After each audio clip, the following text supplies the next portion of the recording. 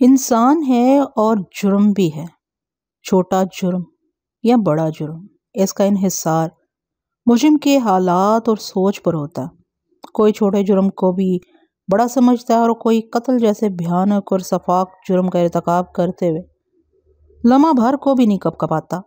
ایسے ہی جرم صرف انسانوں میں سے چند کی کہانی ملک صاحب کی زبانی۔ زندگی دکھ اور سکھ سے عبارت ہے۔ درخت کڑی دھوپ میں جلتا ہے تو اس کے وجود سے سایہ پیدا ہوتا ہے۔ اس کی ٹھنڈی چھاؤں میں بیٹھ کر سکون کی سانس لینے والوں کو یہ احساس نہیں ہوتا۔ السلام علیکم ناظرین، میرے چینل پر آپ کو خوش آمدید ہے۔ جو میرے چینل پر نئے ہیں جلدی سے سبسکرائب کر لیجئے چینل کو، پھر نہ کہیے گا کہ آپ سے کوئی دلچسپ کہانی مس ہو گئی ہے۔ تو چلیے آغاز کرتے ہیں آج کے نیو کیس کا۔ زندگی دکھ اور سکھ سے عبارت ہے۔ درخت کڑی دھوپ میں جلتا ہے تو اس کے وجود سے سایہ پیدا ہوتا ہے۔ اس کی ٹھنڈی چھاؤں میں بیٹھ کر سکون کی سانس لینے والوں کو یہ احساس نہیں ہوتا کہ انہیں یہ آرام پہنچانے کے لیے وہ درخت خود کو کتنے بڑے عذاب سے گزار رہا ہوگا۔ یہ طے ہے کہ تکلیف اٹھائے بغیر راحت کا تصور نہیں کیا جا سکتا۔ یہ الگ بات ہے کہ بعض معاملات پہ کسی کو آرام و سکون فراہم کرنے کی خاطر کوئی دوسرا مشکلات سے دوچار ہو جائے۔ کہانی کی فضا سے آپ کو متعارف کرانے کے بعد میں اصل واقعے کی طرف آتا ہوں۔ وہ موسم سرما کی ایک اداس اور خنک صبح تھی۔ فروری کا مہینہ شروع ہو چکا تھا، لیکن سردی گویا کسی ضدی کمبل کے مانند ماحول سے لپٹ کر رہ گئی تھی۔ دھند کا سلسلہ بھی جاری تھا۔ صبح و شام کی کیفیت کو دیکھ کر یوں محسوس ہوتا تھا یہ سال اسی ٹھنڈے ٹھار موسم کی نظر ہو جائے گا۔ اس روز جب میں تھانے پہنچا تو بیرونی ماحول نے تھانے کی اندرونی فضا کو بھی منجمد کر رکھا تھا۔ میں اپنے کمرے میں آ کر بیٹھا ہی تھا کہ حوالدار خوش وقت میرے کمرے میں آ گیا۔ السلام علیکم ملک صاحب۔ اس نے بڑی کراری آواز میں مجھے سلام کیا اور پوچھنے لگا، اگر آپ کا حکم ہو تو انگیٹھی لا کر یہاں رکھ دوں؟ میں نے سر سے پاؤں تک بغور اس کا جائزہ لیا، اس کے سلام کا جواب دے کر استفسار کیا، خوش وقت تمہاری عمر کتنی ہوگی؟ یہ اس کے سوال کا جواب نہیں تھا۔ دراصل میں نے اس کی عمر کے بارے میں اس لیے پوچھا تھا کہ اس یخ بستہ موسم میں اسے گرم کپڑوں کے کسی خاص اہتمام کے بغیر دیکھ کر مجھے حیرت ہوئی تھی۔ اس کے علاوہ اس کے حلق سے برآمد ہونے والی کراری اور حشاش وشاش آواز نے مجھے چونکنے پر مجبور کر دیا تھا۔ شدید سردی کے باعث تو منہ سے خارج ہونے والے الفاظ بھی جمے جا رہے تھے، اور وہ تھا کہ جیسے اسے کسی شے کا اثر ہی نہ ہو۔ اس نے الجھن زدہ نظر سے میری جانب دیکھا اور بتایا، ملک صاحب آپ کی دعاؤں سے آنے والے کاتک میں پورے 45 سال کا ہو جاؤں گا۔ پھر وہ تشویش بھرے لہجے میں بولا، آپ نے میری عمر کے بارے میں کیوں پوچھا؟ میں نے کہا، خوش بخت تم عمر میں مجھ سے کوئی 6-7 سال بڑے ہی ہوگے، لیکن مجھے تو تم دہکتے ہوئے کوئلوں کی انگیٹھی پیش کر رہے ہو اور خود کسی گبرو کی طرح اس سخت سرد موسم کے لیے ایک چیلنج بنے دکھائی دیتے ہو۔ کیا تمہیں سردی نہیں لگتی؟ سردی کا موسم ہے تو وہ لگے گی بھی ضرور، وہ فلسفیانہ انداز میں بولا۔ بس جناب، اپنی اپنی برداشت کی بات ہے۔ اس کا مطلب ہے تم سردی کو برداشت کر رہے ہو، وہ اپنے بازوؤں کو سہلاتے ہوئے بولا۔ یہ تو رستم خان کی مہربانی ہے جناب، جس کی وجہ سے میرے اندر شدید سردی کو برداشت کرنے کی قوت پیدا ہو گئی ہے۔ اگر میں بہت زیادہ گرم کپڑے پہن لوں تو سارے بدن میں سوئیاں چبھنے لگتی ہیں، یوں محسوس ہوتا ہے جیسے حدت سے میرا جسم پھٹ جائے گا۔ مجھے اپنے وجود میں سے ایک آگ سی پھوٹتی محسوس ہوتی ہے۔ میں نے پوری توجہ سے اس کی بات سنی اور ٹھہرے ہوئے لہجے میں کہا، خوش وقت تم نے اپنی جو کیفیت بیان کی ہے وہ تو میڈیکل پرابلم ہے۔ بعض لوگوں کو موسم سرما میں کچھ ایسا ہی محسوس ہوتا ہے اور اس کا سبب کیلشیم اور بی کمپلیکس کی کمی بتایا جاتا ہے۔ بہرحال میں نے تھوڑا توقف کیا، پھر اس سے پوچھ لیا، تم نے کسی رستم خان کی مہربانی کا ذکر کیا، وہ کیا سلسلہ ہے؟ وہ یک لخت اداس ہو گیا، پھر ایک ٹھنڈی سانس خارج کرتے ہوئے بولا، رستم خان میرا جگری دوست تھا، لیکن افسوس کیا وہ زندہ نہیں ہے۔ لمحے بھر کو گمبھیر خاموشی اختیار کرنے کے بعد دوبارہ گویا ہوا، رستم برٹش آرمی میں تھا اور حالات و واقعات کی مناسبت سے جگہ جگہ اس کی پوسٹنگ ہوتی رہتی تھی۔ میں اپنی فرصت میں اکثر و بیشتر اس سے ملنے چلا جاتا تھا۔ وہ بہت جیدار، یارباش اور متواضع شخص تھا۔ اس کا بس نہیں چلتا تھا کہ خود کو بھی پکا کر دوستوں کے سامنے سجا دے۔ جس بندے کو کھانے پینے کا شوق ہو وہ بہت اچھا باورچی بھی ہوتا ہے۔ یہی حال رستم خان کا بھی تھا۔ وہ نہایت ہی لذیذ اور مزیدار کھانے بناتا تھا۔ ایک مرتبہ میں موسم سرما میں اس کے پاس گیا ہوا تھا، اس نے مجھے بھنا ہوا گوشت کھلایا۔ اس کے ہاتھ کا بھنا ہوا گوشت تو میں نے پہلے بھی کئی مرتبہ کھایا تھا، لیکن اس بار ذائقہ بہت ہی مختلف پایا تو میں نے اسے پوچھا، یار آج تم نے کس جانور کو بھون ڈالا ہے؟ بچھیا کا تازہ گوشت ہے یار، اس نے جواب دیا۔ میں نے سوال کیا، بچھیا کا گوشت تو تم نے پہلے بھی کئی دفعہ بھون کر مجھے کھلایا مگر آج ذائقہ بالکل مختلف ہے۔ اس نے آنکھیں سکوڑ کر مجھے دیکھا اور استفسار کیا کہ آج بہت بد ذائقہ گوشت بنا ہے؟ میں نے جواب دیا، نہیں پہلے زیادہ خوش ذائقہ ہے۔ وہ بولا، صرف زیادہ خوش ذائقہ ہی نہیں بلکہ زیادہ طاقت والا بھی ہے۔ میں نے حیرت سے اس کی طرف دیکھا اور کہا، زیادہ طاقت والا کیا مطلب؟ اس نے بتایا کہ یہ گوشت خاص طور پر مگرمچھ کی چربی سے تیار شدہ گھی میں پکایا گیا۔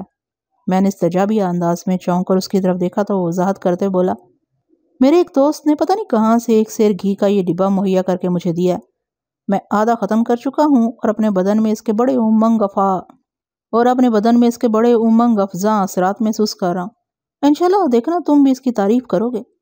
حوالدار خوش بخت سانس لینے کے لیے متوقف ہوا، پھر اپنی بات کو مکمل کرتے ہوئے بولا، ملک صاحب، وہ اٹھتی ہوئی جوانی کا زمانہ تھا۔ یہ ایک ایسی لاؤبالی اور بے پرواہ عمر ہوتی ہے کہ انسان ہر شے کو تسخیر کرنے کی دھن میں رہتا ہے اور وہ ہر چیلنج کو بچوں کا کھیل سمجھ کر قبول کرتا ہے۔ وہ کائنات میں پائی جانے والی تمام تر طاقتوں اور توانائیوں کو اپنے وجود میں سمیٹ لینے کا خواہش مند ہوتا ہے۔ میں بھی اس بار شوق میں کچھ زیادہ ہی رستم خان کے پاس ٹھہر گیا تھا۔ آخری جملہ اس نے ہاتھ سے جھمبے ہوئے انداز میں ادا کیا تو میں نے چپتے ہوئے لہجے میں پوچھ لیا، اور ان کچھ زیادہ دنوں میں رستم خان تمہیں مگرمچھ کے گھی میں بھنا ہوا گوشت کھلاتا رہا تھا، ہے نا؟ جی، اس نے اس بات میں جواب دیا۔ میں مگرمچھ اور افریقی گوریلی کی چربی کے اثرات کو زیر بحث لا کر کسی طولانی گفتگو کا دروا کرنے کے موڈ میں نہیں تھا، لہذا سرسری انداز میں حوالدار سے کہا، خوش بخت، میں تمہاری طرح کے خطرناک اور حیرت انگیز تجربات کا شوقین رہا ہوں اور نہ ہی ایسی الف لیلوی باتوں پر یقین رکھتا ہوں۔ تم اپنے جسم میں چبھنے والی سوئیوں کا کسی ڈاکٹر سے علاج کراؤ یا نہ کراؤ، تمہاری مرضی ہے، لیکن جلدی سے جا کر میرے لیے دہکتے ہوئے کوئلوں والی انگیٹھی اٹھا لاؤ تاکہ میں اپنے ماحول کے درجہ حرارت کو بڑھا سکوں۔ اوکے سر، اس نے فرما برداری سے کہا اور کمرے سے باہر نکل گیا۔ تھوڑی دیر کے بعد وہ واپس آیا۔ اس نے دہکتے ہوئے کوئلوں والی گرما گرم انگیٹھی میری کرسی سے تھوڑے فاصلے پر رکھی اور اطلاع فراہم کرنے والے انداز میں بتایا، ملک صاحب، ماسٹر جمیل آپ سے ملنا چاہتا ہے۔ ماسٹر جمیل کون؟ میں نے چونک کر اس کی طرف دیکھا۔ حوالدار نے بتایا، ماسٹر جمیل ادھر سودرا کلاں کے پرائمری اسکول میں پڑھاتا ہے۔ ان دنوں میں موضع سودرا کلاں کے تھانے میں تعینات تھا۔ اس علاقے میں صرف ایک ہی پرائمری اسکول تھا جس میں لڑکے اور لڑکیاں ایک ساتھ تعلیم حاصل کرتے تھے، تاہم لڑکیوں کی بنسبت لڑکوں کی غالب تعداد وہاں پڑھنے آتی تھی۔ آج سے پہلے ماسٹر جمیل سے براہ راست میرا واسطہ نہیں پڑا تھا، لہٰذا میں اسے اچھی طرح نہیں جانتا تھا۔ میں نے حوالدار سے پوچھ لیا، ماسٹر جمیل کو مجھ سے کیا کام ہے؟ کام میں نے پوچھا تھا، خوش بخت نے بتایا، لیکن وہ کہتا ہے آپ ہی سے بات کرے گا۔ ٹھیک ہے، تم اسے میرے پاس بھیج دو، میں نے دو ٹوک انداز میں کہا۔ حوالدار خوش بخت کمرے سے باہر چلا گیا۔ تھوڑی دیر کے بعد ایک دبلا پتلا دراز قامت شخص میرے کمرے میں داخل ہوا۔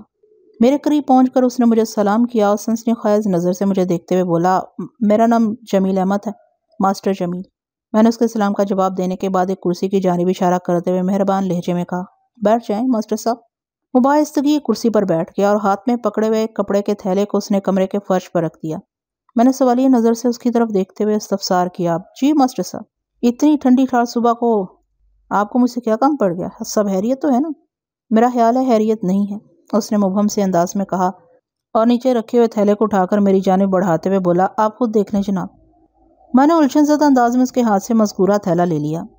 میں نہیں جانتا تھا وہ اس تھیلے میں کیا ڈال کر مجھے دکھانے لایا تھا۔ میں چونکہ نہیں جانتا تھا، لہٰذا تجسس کے ہاتھوں مجبور ہو کر میں نے وہ تھیلا کھول لیا۔ اس تھیلے میں سے جو کچھ برآمد ہوا اسے دیکھ کر مجھے حیرت کا ایک جھٹکا لگا۔ وہ ایک عام سی استعمال شدہ درانتی تھی، لیکن خاص بات یہ تھی کہ مجھے اس کے دندانے دار پھل پر جمع ہوا خون نظر آ رہا تھا۔ میں نے اس کی سیاہی مائل رنگت کو دیکھتے ہی پہچان لیا۔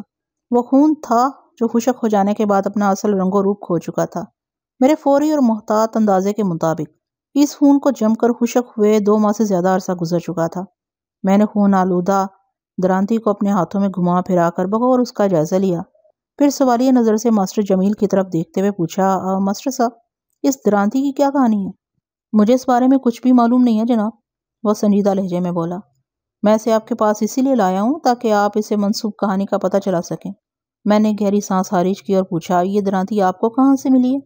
وہ سادگی سے بولا، یہ میری نہیں، بلکہ میری گھر والی کی دریافت ہے جناب۔ میں سوالیہ نظر سے اس کی آنکھوں میں جھانکنے لگا تاکہ وہ اس خون آلود درانتی کے بارے میں مزید کچھ بتائے۔ جب وہ خاموش رہا تو میں نے پوچھا، آپ کی گھر والی نے اسے کہاں سے دریافت کیا ہے ماسٹر صاحب؟ ایک لمحہ سوچنے کے بعد اس نے جواب دیا، پڑولے میں سے۔ پڑولے میں سے؟ میں نے حیرت بھرے انداز میں اس کی طرف دیکھا۔ وہ وضاحت کرتے ہوئے بولا، کوثر، میری گھر والی پڑولے میں سے گندم نکال رہی تھی کہ اس کا ہاتھ کسی ٹھوس اور تیز دھار شے سے ٹکرایا۔ اس کے ساتھ ہی اس کے ہونٹوں سے ایک ہلکی سی چیخ خارج ہوئی۔ اس وقت میری بڑی بیٹی اس کے قریب کھڑی تھی۔ کوثر نے چیخنے کے بعد پڑولے کے مکھلے سے ہاتھ باہر نکالا تو اس کی 3 انگلیوں میں سے خون رس رہا تھا۔ میری بیٹی خالدہ دوڑی دوڑی میرے پاس آئی اور آ کر مجھے بتایا کہ امی کا ہاتھ زخمی ہو گیا ہے۔ میں یہ خبر سن کر فوراً اپنی بیوی کے پاس پہنچ گیا اور دیکھا کہ واقعی اس کی 3 انگلیاں گھائل ہو چکی تھیں۔ میں نے کوثر سے پوچھا، اب یہ سب کیسے ہوا؟ اس نے پڑولے کے موکھلے کی جانب اشارہ کرتے ہوئے مجھے اس حادثے کے بارے میں بتایا۔ مجھے شدید حیرت ہوئی کہ پڑولے کے اندر گندم میں ایسی تیز دھار کون سی ہو سکتی جس سے ہاتھ زخمی ہو جائے؟ ماسٹر جمیل نے سانس درست کرنے کے لیے تھوڑا توقف کیا، پھر اپنے بیان کو آگے بڑھاتے ہوئے بتانے لگا، میں نے سوچا پڑولے کو میں بعد میں چیک کروں گا، پہلے بیوی کے زخمی ہاتھ کا علاج کر لوں۔ چنانچہ میں نے کوثر کے زخمی ہاتھ کو اچھی طرح صاف کر کے اس پر صاف کپڑے کی پٹی باندھ دی۔ اس کے بعد پڑولے کی جانب متوجہ ہو گیا۔ گاؤں دیہات میں اناج کا ذخیرہ کرنے کے لیے مٹی کے بڑے بڑے بڑولے۔ میں پڑولے کی جانب بڑھا تو میری گھر والی تشویش میں مبتلا ہو گئی۔ ماسٹر جمیل نے گہری سنجیدگی سے بتایا۔ اس نے مجھے تاکید کی کہ میں بہت محتاط رہوں۔ بہرحال میں نے بڑی احتیاط کے ساتھ اس موکھلے کے اندر ہاتھ ڈال دیا اور پھر تھوڑی سی تگ و دو کے بعد میرا متلاشی ہاتھ اس درانتی تک رسائی حاصل کرنے میں کامیاب ہو گیا جس کے خطرناک پھل نے میری بیوی کی 3 انگلیاں زخمی کر دی تھیں۔ میں نے اس درانتی کو آڑا ٹیڑھا کیا اور تھوڑی سی کوشش کے بعد اسے بھڑولے سے باہر نکالنے میں کامیاب ہو گیا۔ یہ کامیابی حاصل کرنے کے لیے مجھے پڑولے کے موکھلے کو ایک طرف سے توڑنا بھی پڑا تھا۔ درانتی باہر آئی تو اس کے پھل پر جمے ہوئے خون نے مجھے چونکنے پر مجبور کر دیا، اور یہی مجبوری مجھے صبح آپ کے پاس لے آئی ہے۔ اس خون آلود درانتی کی کیا کہانی ہے یہ آپ پتہ چلائیں گے تھانے دار صاحب۔ ماسٹر جمیل اپنا بیان مکمل کر کے خاموش ہوا تو میں گہری سوچ میں ڈوب گیا۔ میرا ذہن بار بار مجھے اشارہ دے رہا تھا کہ درانتی کے دندانے دار پھل پر جمع ہوا خون کسی انسان کا ہے، اور یہ انتہائی تشویشناک سوچ تھی۔ اس سوچ کا واضح مطلب یہی نکلتا تھا کہ اس درانتی کی مدد سے کسی انسان کو موت کے گھاٹ اتارا گیا تھا۔ اکثر ایسا ہوتا ہے کہ قتل کی کسی واردات کی اطلاع تھانے تک پہنچتی ہے، اس کے بعد پولیس قاتل کی تلاش میں نکلتی ہے۔ اعلیٰ قتل کبھی قاتل سے پہلے ہاتھ لگ جاتا ہے اور کبھی قاتل کی گرفتاری کے بعد اس کی نشاندہی پر اعلیٰ قتل برآمد کر لیا جاتا ہے۔ موجودہ معاملے میں اگر میرا ذہن بالکل درست اشارہ دے رہا تھا تو پھر صورتحال کچھ ایسی ہو جاتی تھی کہ اعلیٰ قتل سب سے پہلے مجھ تک پہنچ گیا تھا۔ اب اس کی مدد سے مجھے قاتل اور مقتول تک رسائی حاصل کرنا تھی۔ چند لمحات کی سوچ بچار کے بعد میں نے کریدنے والے انداز میں ماسٹر جمیل سے پوچھا، ماسٹر جمیل، ماسٹر صاحب آپ کے گھر میں کل کتنے افراد رہائش پذیر ہیں؟ صرف میرے اپنے گھر کے لوگ ہیں جناب، وہ گہری سنجیدگی سے بولا۔ کل 5 افراد، میں، میری بیوی کوثر پروین اور ہمارے 3 بچے۔ پھر وہ اپنے بچوں کے بارے میں بتانے لگا۔ 6 سالہ خالدہ، 5 سالہ شبیر اور 2 سالہ۔ یہ تینوں بچے اس قابل نہیں تھے کہ کسی خون آلود درانتی کو پڑولے کے اندر پہنچا سکیں، لہٰذا میں نے انہیں نظر انداز کرتے ہوئے اپنی نگاہ کو ماسٹر اور اس کی بیوی پر مرکوز کر دیا۔ چند لمحات تک اس کی آنکھوں میں دیکھنے کے بعد میں نے اسے پوچھ لیا، ماسٹر صاحب، کیا آپ یا آپ کی گھر والی اس خطرناک خون آلود درانتی کے بارے میں کچھ جانتے ہیں؟ اس نے بے سختہ نفی میں گردن ہلائی اور بولا، نہیں جناب، ہم نے آج پہلی مرتبہ اس منحوس کی شکل دیکھی ہے جس نے میری بیوی کی 3 انگلیاں زخمی کر دی ہیں۔ ماسٹر صاحب، اس بات میں کسی شک و شبہے کی گنجائش نہیں کہ یہ درانتی یا صبح آپ کے گھر میں موجود گندم والے پڑھولے میں سے برآمد ہوئی ہے۔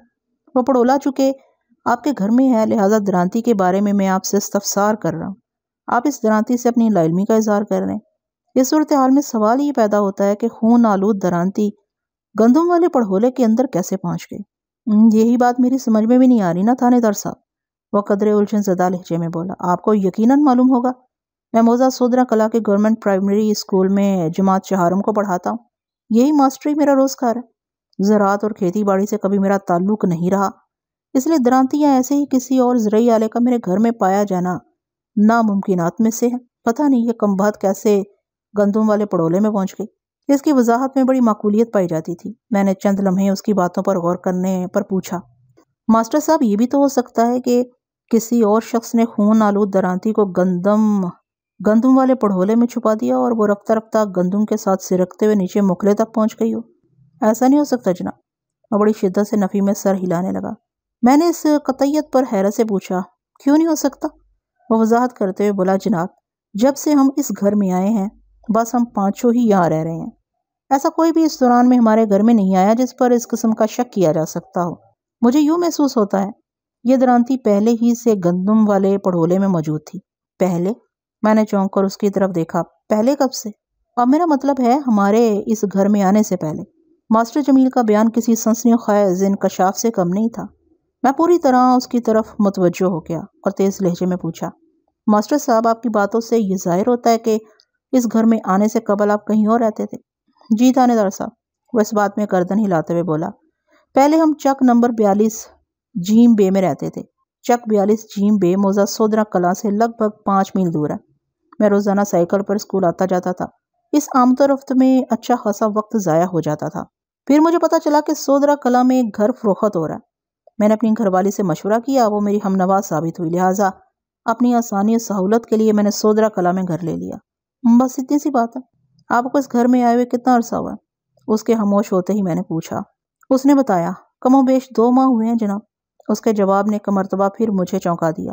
درانتی کے دندانے دار پھل پر جمے سیاہی مائل خون کو دیکھ کر میں نے اندازہ قائم کیا تھا کہ اس درانتی کو خون آلود ہوئے 2 ماہ سے زیادہ کا عرصہ گزر چکا ہے، اور اب ماسٹر جمیل بتا رہا تھا کہ 2 ماہ پہلے اس گھر میں کوئی اور رہائش پذیر تھا۔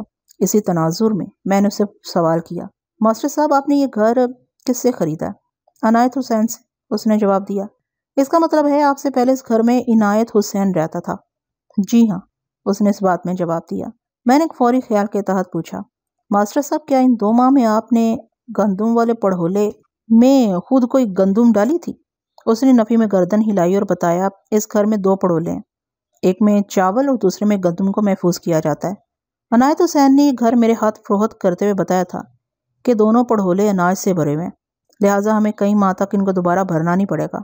اس نے مہربانی کرتے ہوئے پڑھولوں میں موجود اناج کی مجھ سے قیمت بھی نہیں لی تھی۔ جب میں نے بہت اصرار کیا تو وہ کہنے لگا، دانہ پانی تو نصیب سے ہوتا ہے ماسٹر جی، یہاں کے دانے پانی نے آپ کو اس گھر تک پہنچایا، میں آپ سے اناج کی قیمت وصول نہیں کروں گا۔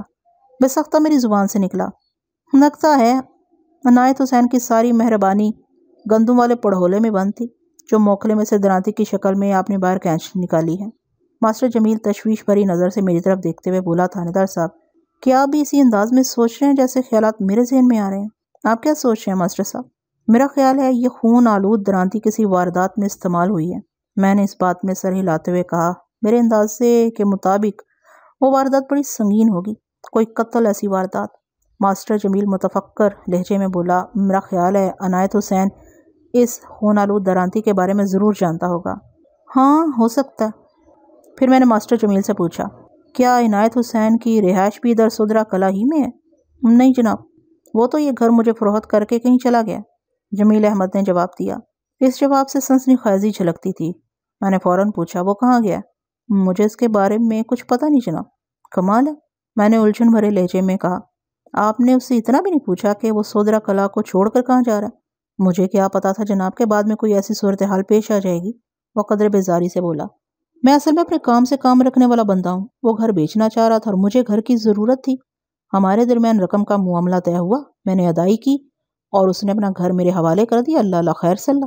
ٹھیک ہے، میں بہت جلد پتہ چلا لوں گا کہ عنایت حسین موزہ سودرا کلاں کو حیرآباد کہہ کر کدھر گیا ہے۔ میں نے سوچ میں ڈوبے ہوئے لہجے میں کہا، فی الحال تو میں آپ کے گھر کا معائنہ کرنا چاہتا ہوں۔ بڑے شوق سے جناب، اور بڑی رسان سے بولا، یہ میری خوش قسمتی ہوگی کہ آپ میرے غریب آنے پر تشریف لائیں۔ میں نے اس بات میں سر ہلایا۔ تھوڑی دیر کے بعد ماسٹر جمیل احمد آف جماعت چہارم کے ہمراہ جائے وقوع کے معائنے کے لیے روانہ ہو گیا۔ کانسٹیبل اللہ بخش بھی ہمارے ساتھ تھا۔ ماسٹر جمیل کا گھر گاؤں کے جنوب مشرقی کنارے پر واقع تھا۔ گاؤں کے اس حصے کی لوکیشن بڑی فطری، جاذب نظر اور پرکشش تھی۔ گاؤں کے اختتام پر سرسبز لہلہاتے کھیتوں کا سلسلہ شروع ہو جاتا تھا۔ انہی کھیتوں کے درمیان سے ایک نہر گزرتی تھی جس کا بہاؤ شمال مشرق سے جنوب مغرب کی سمت تھا۔ اس نہر سے 1 فرلانگ کے فاصلے پر شرقاً و غرباً ریلوے لائن تھی جس پر اکا دکا پیسنجرز ٹرینیں گزرتی تھیں یا پھر مال گاڑیوں کی آمد و رفت دیکھنے کو ملتی تھی۔ ریلوے لائن سے آگے بھی تحت نگاہ سرسبز شاداب کھیتوں کا فرحت بخش سلسلہ نظر آتا تھا۔ ہم مختلف گلیوں سے گزرتے ہوئے مذکورہ مکان تک پہنچ گئے۔ وہ درمیانی سائز کا ایک کچا مکان تھا۔ جمیل احمد نے ہمیں بیٹھک میں بٹھایا اور ابھی آتا ہوں کا کہہ کر گھر کے اندرونی حصے میں غائب ہو گیا۔ بیٹھک کے طور پر استعمال ہونے والا وہ کمرہ پیمائش میں 12 × 15 فٹ رہا ہوگا۔ میں سرسری نظر سے کمرے کا جائزہ لینے لگا۔ کانسٹیبل نے کہا، سر جی لگتا ہے ماسٹر صاحب ہماری خاطر تواضع کا بندوبست کرنے اندر چلے گئے ہیں۔ کانسٹیبل کی بات میں اچھا خاصا وزن تھا، لیکن میں نے عدم دلچسپی کا اظہار کرتے ہوئے عام سے لہجے میں کہا، ہاں ایسا ہو سکتا ہے۔ ادھر میری بات ختم ہوئی، ادھر ماسٹر جمیل بیٹھک میں داخل ہوا اور اس نے کانسٹیبل کے ارمانوں پر برف سی چھڑک دی۔ خاطر تواضع کا ذکر کرتے ہوئے جیسے اللہ بخش کی بادشاہ سی کھل گئی تھی۔ وہ کھانے پینے کا شوقین ہونے سے کچھ بڑھ کر تھا۔ ایسے شخص کے لیے کھانے پینے کا لو بھی ایسے الفاظ استعمال کیے جائیں تو زیادہ مناسب ہوگا۔ ماسٹر جمیل احمد نے میری طرف دیکھتے ہوئے کہا، تھانے دار صاحب میں نے پردہ کرا دیا ہے، آپ اندر آ کر اس کمرے کا معائنہ کر سکتے ہیں جہاں اناج والے پڑولے رکھے ہوئے ہیں۔ اللہ بخش نے بے ساختہ ایک تھکی ہوئی گہری سانس خارج کی۔ میں نے اس سے کہا، اللہ بخش تم ادھر ہی بیٹھو، میں اندر سے ہو کر آتا ہوں۔ اس کے بعد میں ماسٹر جمیل کے ساتھ گھر کے اندرونی حصے میں پہنچ گیا۔ وہ مجھے کشاکش صحن سے گزارنے کے بعد اس کمرے میں لے گیا جہاں اناج والے پڑھولے رکھے تھے۔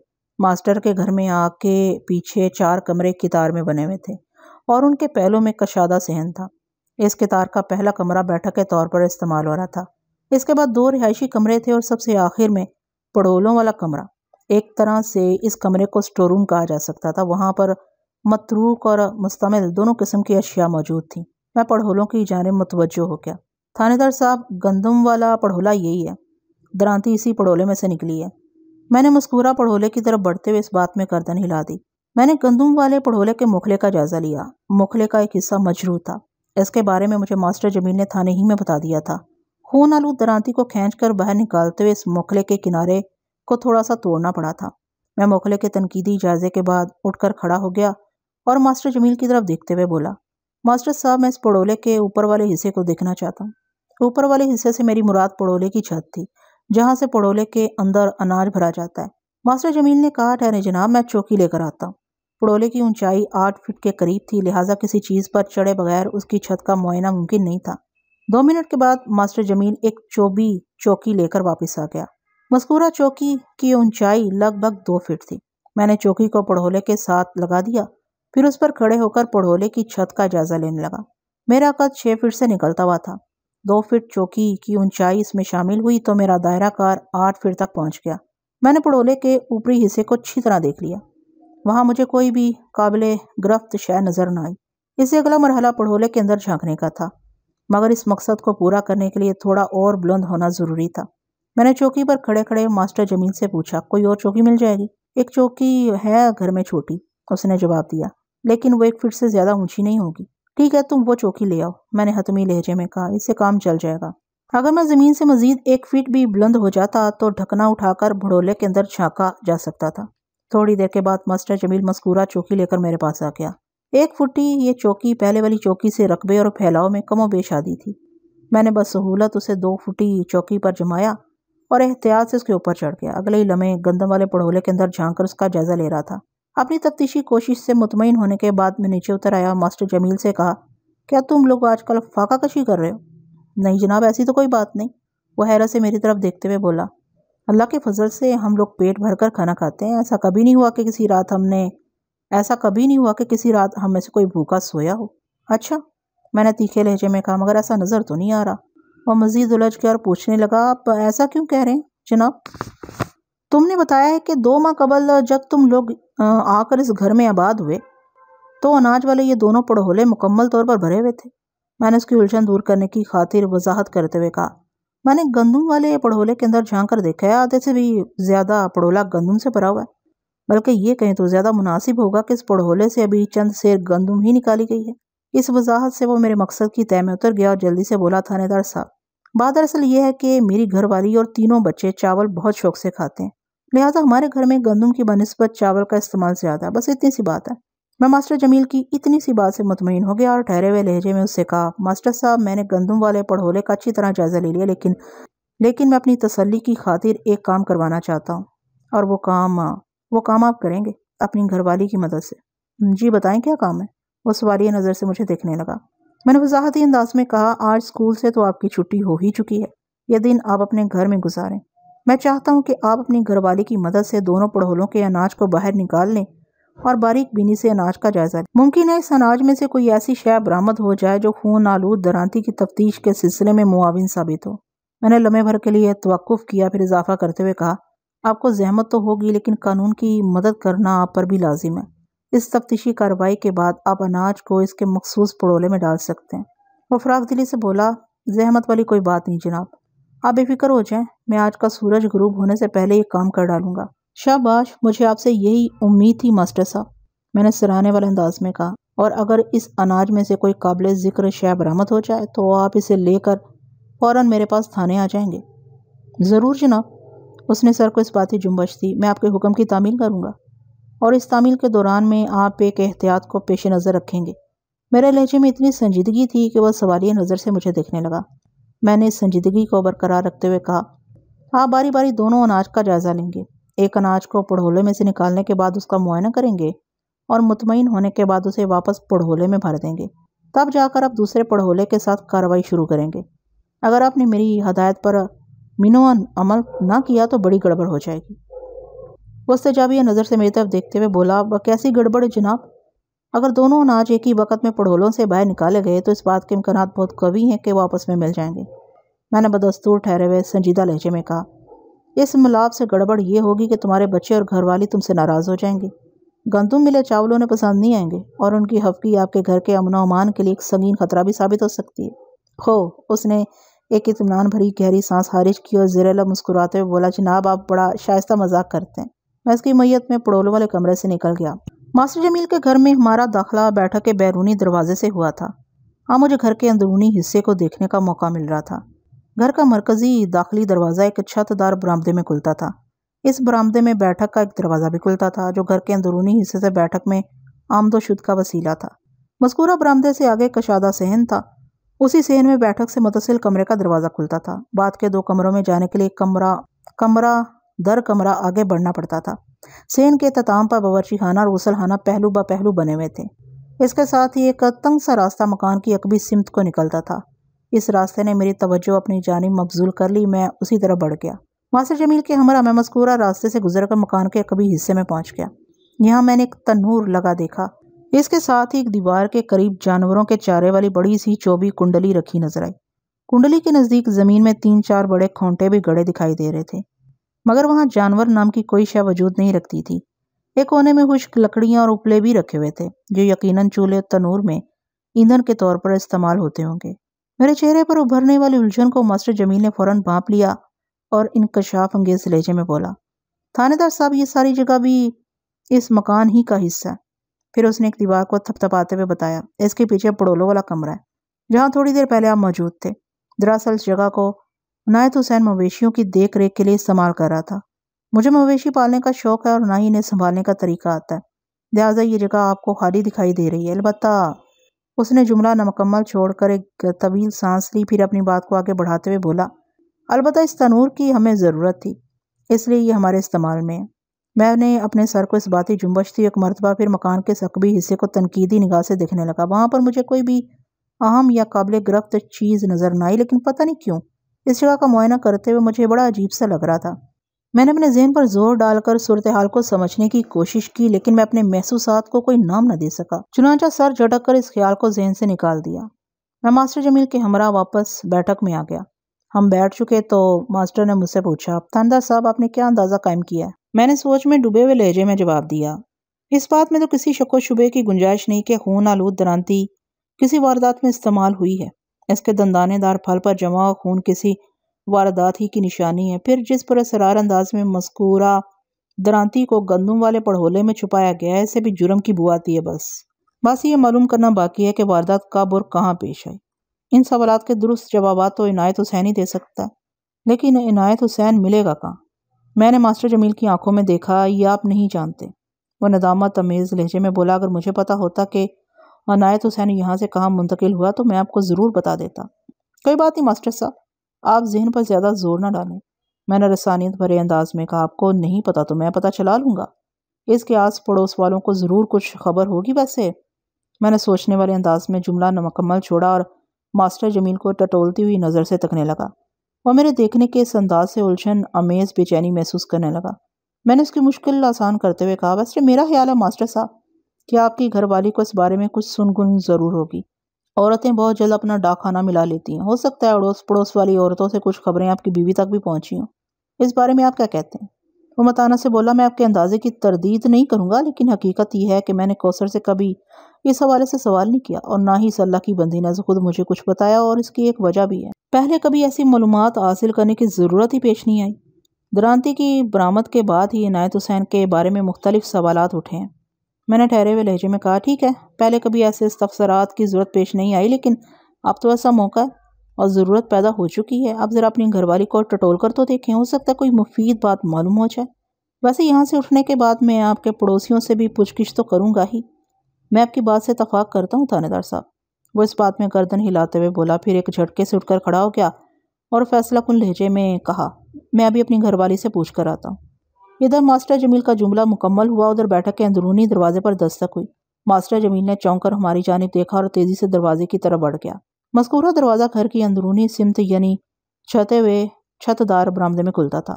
اس وقت گھر میں ماسٹر جمیل کی بیوی اور تینوں بچے موجود تھے۔ اغلب امکان یہی تھا کہ انہی 4 افراد بلکہ 3 افراد میں سے کوئی ایک ہوگا۔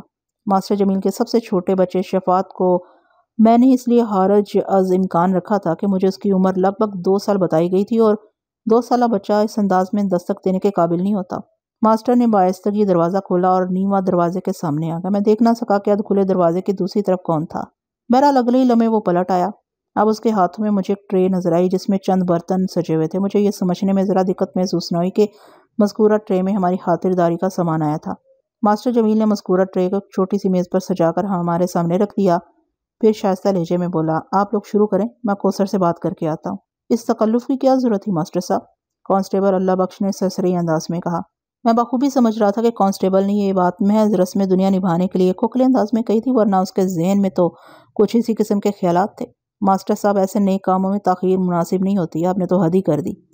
ماسٹر جمیل جیسے ہی بیٹھک سے باہر نکلا، اللہ بخش بے صبری سے ٹرے کی جانب ہاتھ بڑھاتے ہوئے مجھ سے بولا، ملک صاحب بسم اللہ کریں۔ میں نے طنزیہ انداز میں کہا، اللہ بخش، کیا تمہارے ذہن میں یہ خدشہ ہے کہ اگر ہم نے اس ٹرے میں سجے ہوئے لوازمات اور دنوش پر ہاتھ صاف کرنے میں دیر کر دی تو ماسٹر جمیل یہ ٹرے اٹھا کر لے جائے گا؟ وہ حجل سی ہنسی ہنستے ہوئے بولا، یہ بات نہیں ہے ملک صاحب۔ اس نے اس کے ساتھ ہی تیزی سے ٹرے کی طرف بڑھتے ہوئے اپنے ہاتھوں کو روک کر گھٹنوں پر رکھ لیا تو میں نے قدرے سخت لہجے میں دریافت کیا، یہ بات نہیں تو پھر کون سی بات ہے؟ وہ جناب، وہ وضاحت کرتے ہوئے بولا، دراصل میں نے بڑے بوڑھوں سے سن رکھا ہے کہ جب رزق سامنے کھانے کے لیے تیار رکھا ہو تو اس کو انتظار نہیں کروانا چاہیے۔ کانسٹیبل کی یہ بات انتہائی معقول اور برمحل تھی، لہٰذا میں نے اس کے ندیدے پن کو نظر انداز کر دیا۔ اس کے بعد ہم مذکورہ ٹرے کی جانب متوجہ ہو گئے۔ ماسٹر جمیل کی گھر والی خاصی سگڑ اور سلیقہ شعار عورت معلوم ہوتی تھی۔ تھوڑی سی دیر میں اس نے ڈھیر ساری چیزیں تیار کر ڈالی تھیں، جن میں ایک پلیٹ میں ابلے ہوئے گرما گرم انڈے کاٹ کر رکھے گئے تھے، ایک ڈونگے میں گاجر کا حلوہ تھا، ایک پلیٹ میں تلی ہوئی مچھلی کے 2 بڑے کتلے موجود تھے، ساتھ ہی چائے سے بھری ہوئی چائے دانی اور نیم گرم دودھ والے 2 گلاس۔ موسم کی مناسبت سے یہ بھرپور خاطر تواضع تھی۔ ہم انعام خداوندی سے پوری طرح انصاف کرنے لگے۔ ماسٹر جمیل کوئی 10 منٹ کے بعد دوبارہ بیٹھک میں نمودار ہوا۔ میں نے فوراً محسوس کر لیا کہ اس نے دانستہ ہمیں تھوڑی دیر کے لیے تنہا چھوڑ دیا تھا تاکہ ہم اس کی غیر موجودگی میں کسی قسم کا تکلف نہ برتیں۔ اس کا یہ عمل عقل مندی پر دلالت کرتا تھا۔ کانسٹیبل اللہ بخش کے بارے میں تو میں وثوق سے کوئی دعویٰ نہیں کر سکتا، البتہ ماسٹر جمیل کے سامنے ممکن ہے میں ایک کپ چائے سے آگے نہ بڑھتا۔ ماسٹر جمیل بڑے اطمینان سے آ کے ایک طرف بیٹھ گیا۔ میں نے اپنے ہاتھ کے کام کو نپٹایا، اس کی طرف متوجہ ہو گیا۔ البتہ کانسٹیبل اللہ بخش بڑی بے پرواہی سے اپنے کام میں جتا رہا۔ کچھ پتہ چلا ماسٹر صاحب؟ میں نے ماسٹر جمیل سے استفسار کیا۔ وہ اس بات میں سر ہلاتے ہوئے بڑی رسان سے بولا، میری گھر والی عنایت حسین کے بارے میں جو کچھ جانتی ہے، ممکن ہے وہ معلومات آپ کے کسی کام کی نہ ہوں۔ یہ فیصلہ میں بآسانی کر لوں گا کہ کون سی بات مفید ثابت ہو سکتی ہے اور کون سی بیکار۔ میں نے اس کی آنکھوں میں دیکھتے ہوئے کہا، بس آپ شروع ہو جائیں۔ اور وہ شروع ہو گیا۔ ماسٹر جمیل کی زبانی مجھے پتہ چلا کہ اس کی بیوی بھی زیادہ میل ملاقات رکھنے والی واقعہ نہیں ہوئی تھی۔ آس پاس کی عورتوں سے اسے عنایت حسین کے بارے میں جو کچھ معلوم ہوا اس کے مطابق اس گھر میں ماسٹر جمیل کی آمد سے قبل عنایت حسین اپنے بوڑھے باپ کرامت حسین کے ساتھ رہتا تھا۔ عنایت حسین شادی شدہ تھا، لیکن بیوی کے ساتھ اس کی بنتی نہیں تھی۔ ان کے درمیان اکثر لڑائی جھگڑا ہوتا رہتا اور اس کا سبب عنایت حسین کی بیوی ہی بتایا جاتا تھا۔ آس پڑوس کے مطابق شگفتہ ایک تیز ترار اور لڑاکا عورت تھی۔ اس نے اپنے شوہر عنایت حسین کا ناطقہ بند کر رکھا تھا۔ ان میاں بیوی کے درمیان جب بھی جھگڑا ہوتا شگفتہ روٹھ کر اپنے مائکے چلی جاتی تھی۔ چند روز اسی تناظر میں گزر جاتے، پھر عنایت حسین اپنی سسرال جاتا، شگفتہ کی منت خوشامد کرتا اور اسے منا کر واپس سودرا کلا لے آتا، لیکن چند روز بعد ہی ان میں ایک مرتبہ پھر لڑائی ہو جاتی۔ یہ ایسی صورتحال تھی کہ شگفتہ مہینے میں اگر 4 دن عنایت حسین کے پاس رہتی تھی تو 26 دن اس کے اپنے مائکے میں گزرتے تھے۔ پڑوسیوں کا خیال تھا کہ شاید عنایت حسین سودرا کلا والا مکان اور زمین بیچ کر اپنی سسرال ہی میں جا بسا ہے۔ ماسٹر جمیل کی زبانی ایک بات یہ بھی پتہ چلی کہ جن دنوں عنایت حسین کے ساتھ اس کا مکان کے حوالے سے سودا ہو رہا تھا، جب بھی شگفتہ گھر میں کہیں نظر نہیں آئی تھی اور نہ ہی اس نے عنایت حسین کے باپ کو دیکھا تھا۔ اس کی جو بھی 1-2 ملاقاتیں ہوئی وہ عنایت حسین ہی سے ہوئی تھیں۔ ماسٹر جمیل یہ کہانی سنانے کے بعد خاموش ہوا تو میں گہری سوچ میں ڈوب گیا۔ یہ بات تو میرے علم میں آ گئی تھی کہ دونوں میاں بیوی میں اکثر و بیشتر دنگا فساد ہوتا رہتا تھا، لیکن اس لڑائی جھگڑے کی وجہ کیا تھی یہ جاننا بہت ضروری تھا۔ یہ تو ہو نہیں سکتا تھا کہ وہ ہم جھگڑنے بیٹھ جاتے ہوں اور وہ بھی بلا مقصد ڈرامہ کر کے اپنے مائکے چلی جاتی ہو۔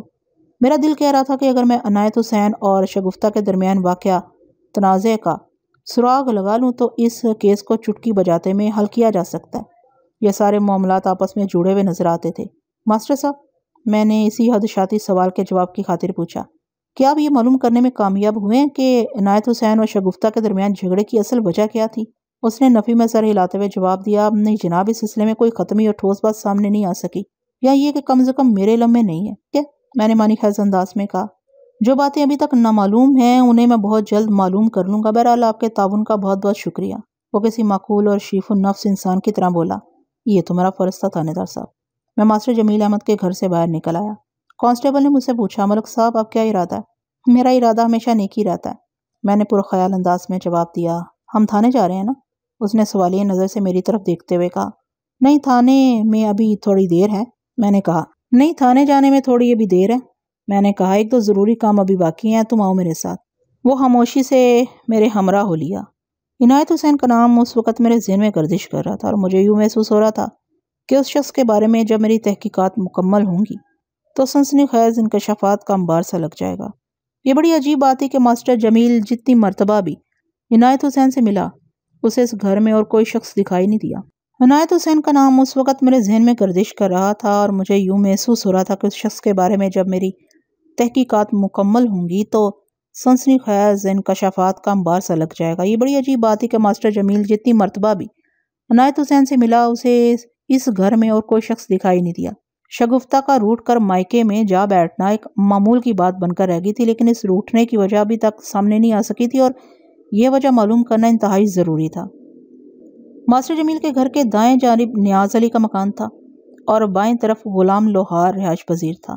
ماسٹر جمیل کی بیوی کوثر پروین نے تو تشفی امیز معلومات فراہم نہیں کی تھی، مگر مجھے یقین تھا اگر میں عنایت حسین کے ان دیرینہ پڑوسیوں کو ٹٹولوں تو ضرور کسی اہم اور مفید بات تک رسائی حاصل کرنے میں کامیاب ہو جاؤں گا۔ ان پڑوسیوں کو عنایت حسین کے خانگی حالات کا اچھی طرح علم ہوگا۔ میں نے پہلے نیاز علی کے گھر کا انتخاب کیا اور کانسٹیبل اللہ بخش سے کہا کہ وہ دروازے پر دستک دے۔ جب ہم ماسٹر کے گھر سے نکلے تھے تو ماسٹر جمیل بھی ہمارے ساتھ ہی باہر آ گیا تھا۔ میں چونکہ اس کے پڑوسیوں سے پوچھ گچھ کا فیصلہ کر چکا تھا، لہٰذا میں نے مصلحتاً اس سے کہہ دیا کہ وہ اپنے گھر کے اندر ہی رہے۔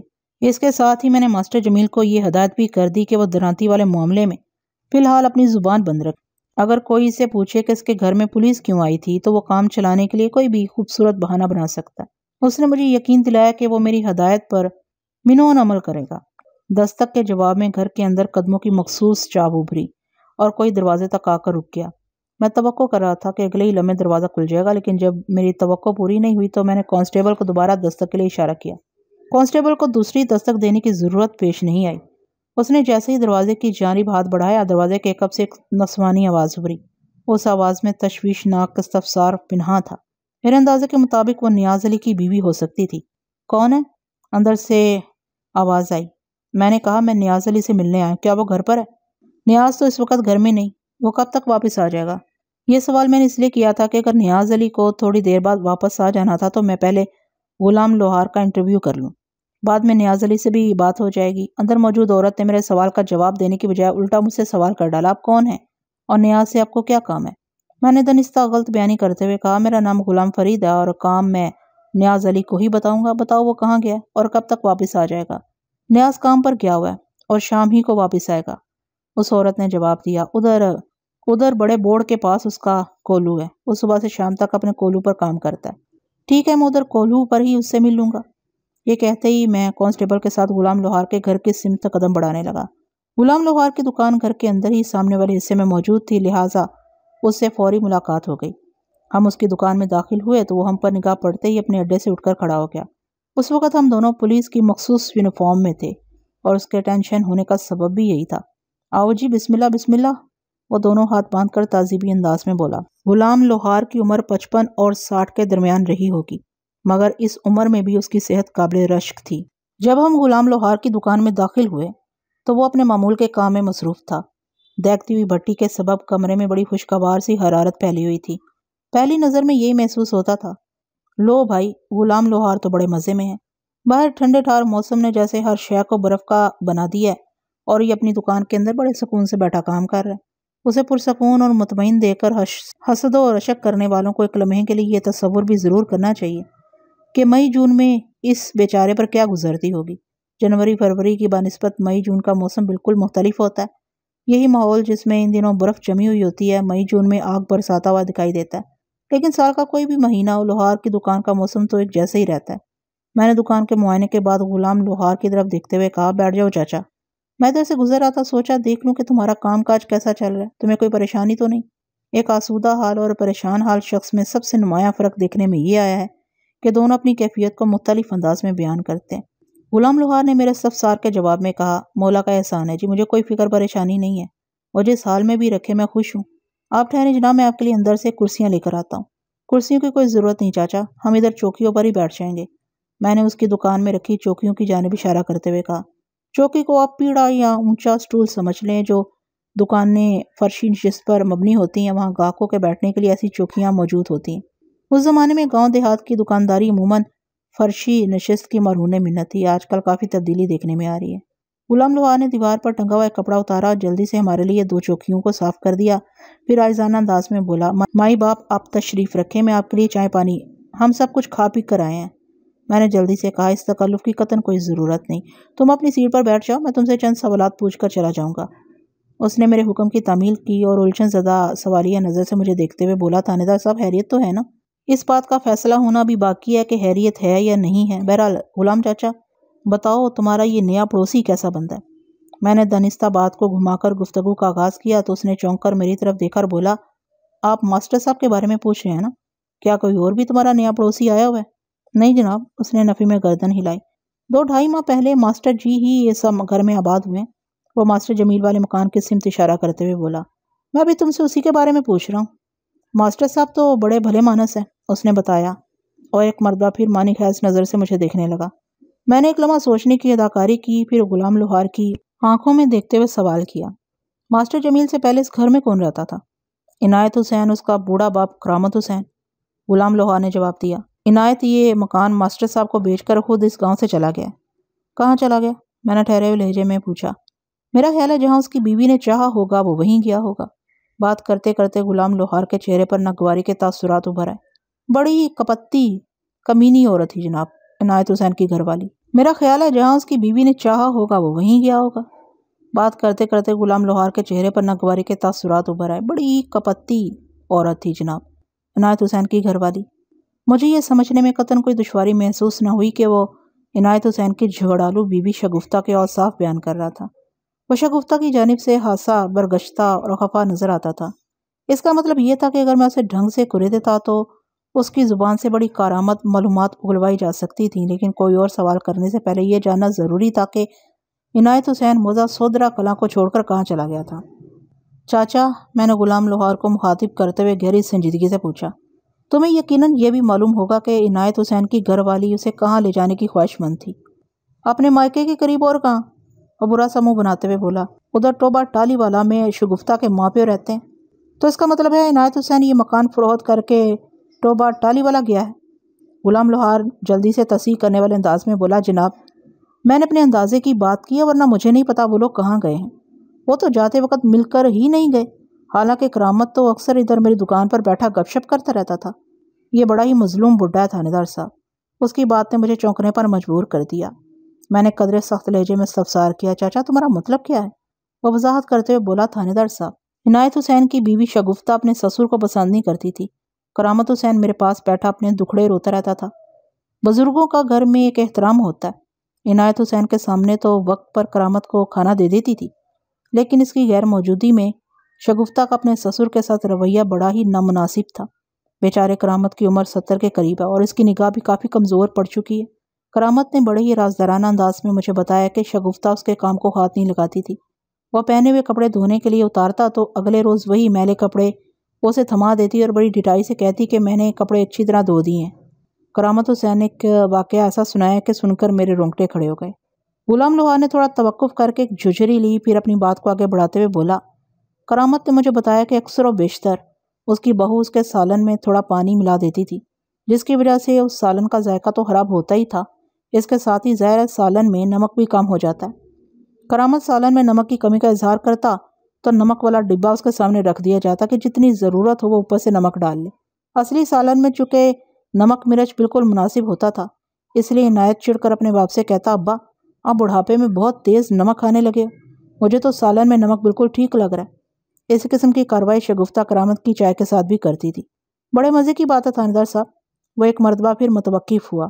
کرامت حسین کا دعویٰ ہے کہ وہ اپنی بہو کی ان چھل فریبیوں سے اچھی طرح واقف ہے، مگر مصلحت کے تحت اس نے اپنی زبان بند کر رکھی ہے۔ وہ جانتا ہے عنایت اور شگفتہ میں پہلے ہی نہیں بنتی، اس لیے اگر بہو پر تنقید شروع کر دی یا کھانا خراب سالن اور چائے کو ٹیسٹ کے لیے بیٹے کی طرح بڑھا دیا تو گھر میں قیامت برپا ہو جائے گی۔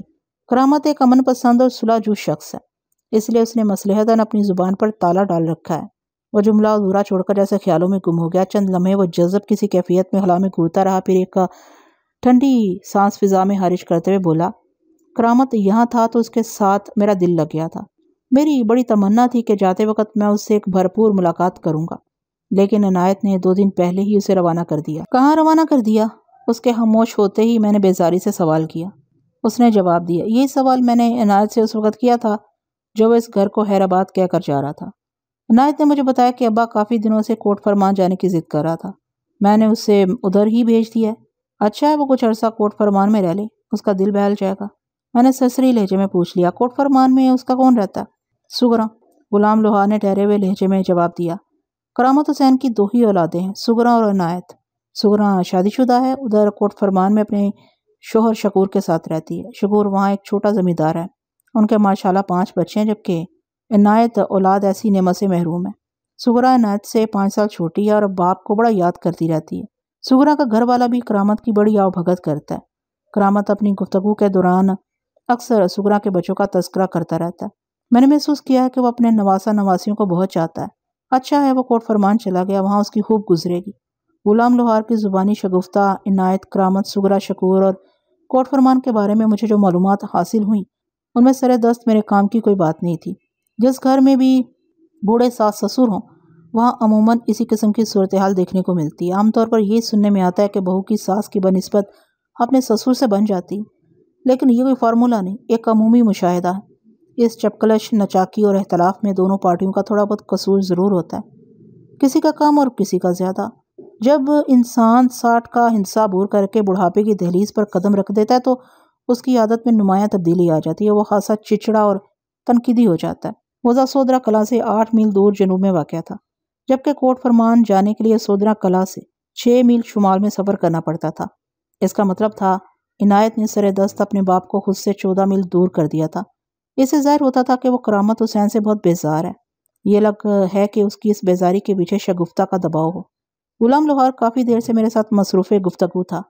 ہماری آمد سے قبل وہ اپنے کام میں جتا ہوا تھا، لیکن ہمارے دکان میں داخل ہوتے ہی اس نے کام سے ہاتھ اٹھا لیا تھا۔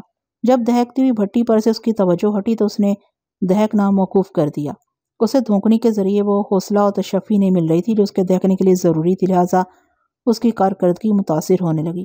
تھوڑی دیر پہلے غلام لوہار کی دکان میں جو خوشگوار حرارت بھری ہوئی تھی وہ رفتہ رفتہ زائل ہونے لگی۔ میں نے غلام لوہار کی دکان سے اٹھنے کا فیصلہ کر لیا اور جاتے جاتے اس سے پوچھا، مجھے پتہ چلا ہے کہ اس مکان کے علاوہ عنایت حسین کی کچھ ضمیر اور مال مویشی بھی تھے۔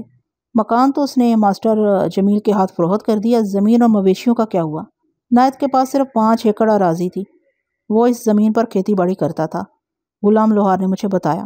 عنایت نے اس سلسلے میں مجھ سے کوئی ذکر نہیں کیا، البتہ بعد میں مجھے پتہ چلا زمین اس نے یہاں کی زمیندار ملک سمد کو بیچ دی ہے اور ڈھور ڈنگر وہ اپنے ساتھ لے گیا۔ پھر اس نے وضاحت کرتے ہوئے بتایا کہ عنایت حسین کے پاس ایک بھوری بھینس، ایک صحت مند گدھا اور 2 بکریاں تھیں۔ میں اٹھ کر کھڑا ہو گیا۔ میری دیکھا دیکھی کانسٹیبل نے بھی چوکی چھوڑ دی۔ غلام لوہار بھی تعجباً کھڑا ہو گیا تھا۔ میں نے اس کی طرف دیکھتے ہوئے الوداعی انداز میں کہا، ٹھیک ہے چاچا، اب ہم چلتے ہیں۔ وہ چند لمحات تک متذبذب نظر سے مجھے دیکھتا رہا، پھر ہچکچاہٹ بھرے انداز میں پوچھ بیٹھا، تھاندار صاحب، ایک بات میری سمجھ میں نہیں آئی، آپ عنایت کے بارے میں کس سلسلے میں پوچھ پرتیت کر رہے ہیں؟ غلام لوہار نے نہایت ہی سیدھا اور برمحل سوال کیا تھا۔ میں چاہتا تو اس کا جواب دے سکتا تھا، لیکن فی الحال میں خون آلود درانتی والے معاملے کو خفیہ رکھنا چاہتا تھا، لہٰذا ایک خوبصورت بہانہ بناتے ہوئے اس سے کہا، چاچا میں اس علاقے کا تھانے دار ہوں۔ اوپر سے بڑے افسروں نے سختی سے آرڈر کیے ہوئے ہیں کہ میں اپنے تھانے کی حدود میں آنے والے گاؤں دیہات کا خاص خیال رکھوں۔ میرے علاقے میں بسنے والوں کو کوئی تکلیف پریشانی نہیں ہونا چاہیے۔ اور تعریفی انداز میں ایک ٹک مجھے دیکھتا چلا گیا۔ میں نے لمحاتی توقف کے بعد اضافہ کرتے ہوئے کہا، اس کے ساتھ ہی افسران بالا نے یہ احکام بھی صادر کیا ہے کہ اگر میرے تھانے کی حدود میں کوئی شخص نقل مکانی کرتا ہے تو میں اس کی تفصیلی رپورٹ تیار کر کے اوپر والوں کو بھیج دوں۔ چاچا تمہارا کوئی مسئلہ، کوئی پریشانی تو نہیں ہے؟ اس کے چہرے پر تشکرانہ تاثرات ابھر آئے، پھر جذبات سے لبریز آواز میں اس نے کہا، اللہ آپ کا بھلا کرے تھانے دار صاحب، ہم لوگوں کی خوش قسمتی ہے کہ اس علاقے میں کوئی آپ جیسا مخلص، ہمدرد، نیک سیرت و خدا ترس تھانے دار تعینات ہوا ہے۔ سچی بات تو یہ ہے کہ مجھے یہاں کوئی دکھ تکلیف یا پریشانی نہیں۔ اگر ایسا وقت آیا تو میں پہلی فرصت میں آپ کے پاس پہنچ جاؤں گا۔ ضرور ضرور، میں نے تسلی آمیز لہجے میں کہا۔ ہم غلام لوہار کی دکان سے باہر نکل آئے۔ کانسٹیبل اللہ بخش نے میرے ساتھ چلتے ہوئے کہا، ملک صاحب یہ لوہار چاچا تو بڑا ہی بے وقوف اور سیدھا سادہ ہے۔ ہاں، میں نے اس بات میں گردن ہلاتے ہوئے کہا، سیدھا سادہ تو وہ مجھے بھی لگا ہے، لیکن تم اسے بے وقوف کس حوالے سے کہہ رہے ہو؟ اسے ذرا دنیا داری نہیں آتی، وہ حفقی آمیز انداز میں بولا۔ میں نے پوچھا، تمہاری نظر میں دنیا داری کیا ہے اللہ بخش؟ دیکھیں نا ملک صاحب، وہ وضاحت کرتے ہوئے بولا، آپ نے اسے کتنی بڑی پیشکش کی تھی کہ اسے کوئی تکلیف یا پریشانی تو نہیں؟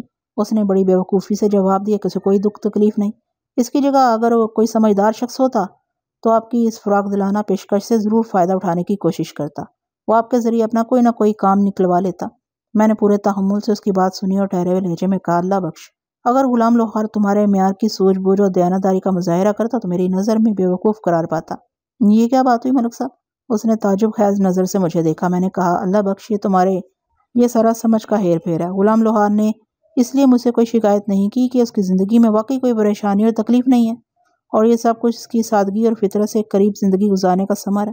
مجھے یقین ہے کہ اس کی زندگی میں کوئی دکھ تکلیف نہیں آئے گی۔ اسی وقت 8-9 سال کا ایک بچہ ہمارے قریب آ گیا۔ اللہ بخش میری وضاحت کے جواب میں پتہ نہیں کیا کہنا چاہتا تھا۔ بچے کی آمد پر اس کے منہ کی بات منہ ہی میں رہ گئی۔ میں مذکورہ بچے کی جانب متوجہ ہوا تو اس نے بڑی معصومیت سے کہا، پولیس صاحب، آپ کو ماسی فردوس نے بلایا ہے۔ کون ماسی فردوس؟ میں نے الجھن زدہ لہجے میں اسے پوچھا۔ وہ اپنے عقب میں گھر کے دروازے کی جانب اشارہ کرتے ہوئے بولا، ماسی فردوس اس گھر میں رہتی ہے۔ میں نے اس مکان کی طرف دیکھا جدھر اس بچے نے اشارہ کیا تھا، اور یہ دیکھ کر میری حیرت کی انتہا نہ رہی کہ مذکورہ گھر نیاز علی کا تھا۔ پھر بھی تصدیق کی خاطر میں نے اس بچے سے پوچھ لیا، تم نیاز علی کے گھر کی بات کر رہے ہو نا؟ جی جی وہی، وہ جلدی سے بولا۔ ماسی فردوس نیاز چاچا کی گھر والی ہے۔ میں نے الجھن بھری نظر سے اللہ بخش کی طرف دیکھا، پھر نیاز علی کے مکان کی جانب قدم بڑھا دی۔ اسی لمحے وہ بچہ ایک بغلی گلی میں غائب ہو گیا۔ نیاز علی کے مکان کی طرف بڑھتے ہوئے میں یہ سوچنے لگا کہ فردوس نے مجھے کیوں بلایا تھا؟ آخر اس عورت کو مجھ سے کیا کام ہو سکتا ہے؟ غلام لوہار کی دکان میں قدم رکھنے سے پہلے ہم نے نیاز علی کے مکان کے دروازے پر دستک دی تھی، اور اس کی بیوی کی زبانی معلوم ہوا تھا کہ نیاز اس وقت اپنے کولو پر ملے گا۔ میرا ذہن بار بار مجھے یہ سمجھانے کی کوشش کر رہا تھا کہ فردوس کے پاس میرے لیے کوئی سنسنی خیز خبر ہوگی، ورنہ وہ یوں بچہ بھیج کر مجھے اپنے پاس نہ بلاتی۔ نیاز علی کا مکان ماسٹر جمیل کے گھر کی دائیں جانب واقع تھا۔ ہم نیاز علی کے گھر کے سامنے پہنچے تو داخلی دروازے کے عقب سے نسوانی آواز ابھری، تھانے دار صاحب، میں نے بیٹھک کا دروازہ کھول دیا، آپ اندر آ کر بیٹھ سکتے ہیں۔ میں نے اس آواز کو پہچاننے میں ایک لمحے کی دیر نہ کی۔ میں تھوڑی دیر پہلے اس آواز سے یہیں کھڑے ہو کر متصر مکالمیت کر چکا تھا۔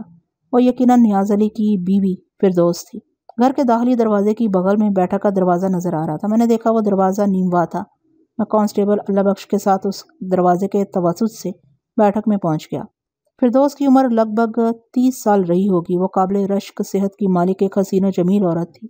ہمیں بیٹھک میں بٹھانے کے بعد اس نے پر اعتماد لہجے میں کہا، اس وقت میں گھر میں اکیلی ہی ہوں، نیاز اپنے کولو پر گیا ہوا ہے اور بچے پڑھنے کے لیے اسکول گئے ہوئے ہیں۔ آپ لوگ بیٹھے، میں آپ کے لیے، تمہیں کہیں جانے کی ضرورت نہیں فردوس بی بی۔ میں نے اس کی بات کی تہ میں اترتے ہوئے فوراً قطع کلامی کی. ہم کسی شے کی طلب محسوس نہیں کر رہے. تم ادھر ہی بیٹھ جاؤ اور بتاؤ مجھے کیوں بلایا ہے. ایک لمحے کے تامل کے بعد وہ بھی بیٹھک میں بیٹھ گئی. میں مسلسل سوالیہ نظر سے اسے دیکھ رہا تھا. اس نے تھوڑا توقف کیا، پھر قدرے انکشاف انگیز لہجے میں بولی، تھانے دار صاحب، آپ نے گھنٹہ بھر پہلے غلام فرید کے نام سے اپنا تعارف کرایا تھا اور بتایا تھا کہ آپ میرے گھر والے سے ملنے آئے ہیں. میں نے آپ سے کہا کہ نیاز اس وقت اپنے کولو پر ہوگا، تو آپ نے کہا کہ آپ ادھر کولو پر جا کر ہی اس سے مل لیں گے. پھر آپ غلام لوہار کی دکان میں داخل ہو گئے. یقیناً اس تیز ترار عورت نے چھپ کر دروازے کے قبضے میں دیکھا تھا. وہ میرے اس خیال کی تصدیق کرتے ہوئے ٹھہرے ہوئے لہجے میں بولی، میں نے دروازے کی اوٹ میں رہتے ہوئے پیچھے سے آپ کو دیکھا تھا. پولیس کی وردی میں آپ دونوں کو دیکھ کر مجھے حیرت ہوئی. ایک اتفاق ہے کہ تھوڑی دیر پہلے میں دھلے ہوئے کپڑے سکھانے کے لیے اپنے گھر کی چھت پر گئی تھی، تو میں نے آپ دونوں کو ماسٹر جمیل کے ساتھ اس کے گھر کے کبھی حصے میں کھڑے دیکھ لیا تھا. میں اس بات پر حیران ہوئی کہ آپ نے مجھے اپنا نام غلام فرید کیوں بتایا. میں نے اتنی دیر میں اپنے طور پر یہ جان لیا ہے کہ آپ کا نام ملک صفدر حیات ہے اور آپ ہمارے علاقے کے تھانے دار ہیں. وہ ہوشیار ہی نہیں، خاصی خطرناک عورت بھی تھی. پتہ نہیں اس نے کون سے ذرائع استعمال کر کے میرے بارے میں معلومات حاصل کر لی تھی. اس سے پہلے کہ میں اس کی استفساری نظر کے جواب میں کچھ کہتا، وہ میری آنکھوں میں دیکھتے ہوئے معنی خیز لہجے میں بولی، تھانے دار جی، اتنا تو میں بھی جانتی ہوں، پولیس بلا مقصد کہیں آتی جاتی نہیں. اللہ خیر کرے، آپ کس کیس کی تفتیش کرنے نکلے ہیں؟ فردوس جیسی ہوشیار عورت کو چکر دینا آسان کام نہیں تھا، لیکن ان لمحات میں میرا ذہن برق رفتاری سے کام کر رہا تھا، لہٰذا بر وقت مجھے ایک عمدہ قسم کا بہانہ سوچ گیا. میں نے اس کے چہرے کو گھورتے ہوئے گمبھیر آواز میں کہا، فردوس بی بی، تمہارا اندازہ بالکل درست ہے. کہیں پر بھی پولیس کی آمد بے سبب نہیں ہوتی. میں بھی ایک معاملے کی تفتیش کے سلسلے میں ان گلیوں کی خاک چھان رہا ہوں. دراصل میں عنایت کی بیوی شگفتہ کے بارے میں کچھ معلومات اکٹھا کر رہا ہوں. وہ پھڑک اٹھی، کیسی معلومات تھانے دار صاحب؟ میں نے اپنے جھوٹ کے منہ میں تکنیکی زبان فٹ کرتے ہوئے بات کو نبھا دیا. ادھر ٹوبہ ٹالی والا سے شگفتہ کی انکوائری آئی ہے. ہماری معلومات کے مطابق شگفتہ عنایت حسین کی بیوی ہے. عنایت حسین ماسٹر جمیل کے ہاتھ اپنا مکان بیچ کر کہیں چلا گیا ہے. اب پتہ چلا ہے شگفتہ ادھر ٹوبہ ٹالی والا میں کسی مشتاق نامی آدمی سے شادی کر رہی ہے. میں اس بات کی تصدیق کے لیے نکلا ہوں کہ آیا شگفتہ نے عنایت حسین سے طلاق حاصل کر لیا یا؟ میں نے بڑے پراسرار انداز میں جملہ ادھورا چھوڑا تو فردوس کے چہرے پر سنسنی سی پھیل گئی. جب وہ بولی تو مجھے یقین ہو گیا کہ اندھیرے میں میرا چلایا ہوا تیر جا کر نشانے پر بیٹھا تھا. وہ لرزتی ہوئی آواز میں مستفسر ہوئی، آپ کہیں مہر مشتاق کی بات تو نہیں کر رہے؟ میں نے اس بات میں گردن ہلائی. ہاں، اس شخص کا نام مہر مشتاق ہی ہے. توبہ توبہ، وہ اپنے کانوں کو ہاتھ لگاتے ہوئے بولی، غضب خدا کا، اس عورت کو تو ذرا بھی حیا نہیں.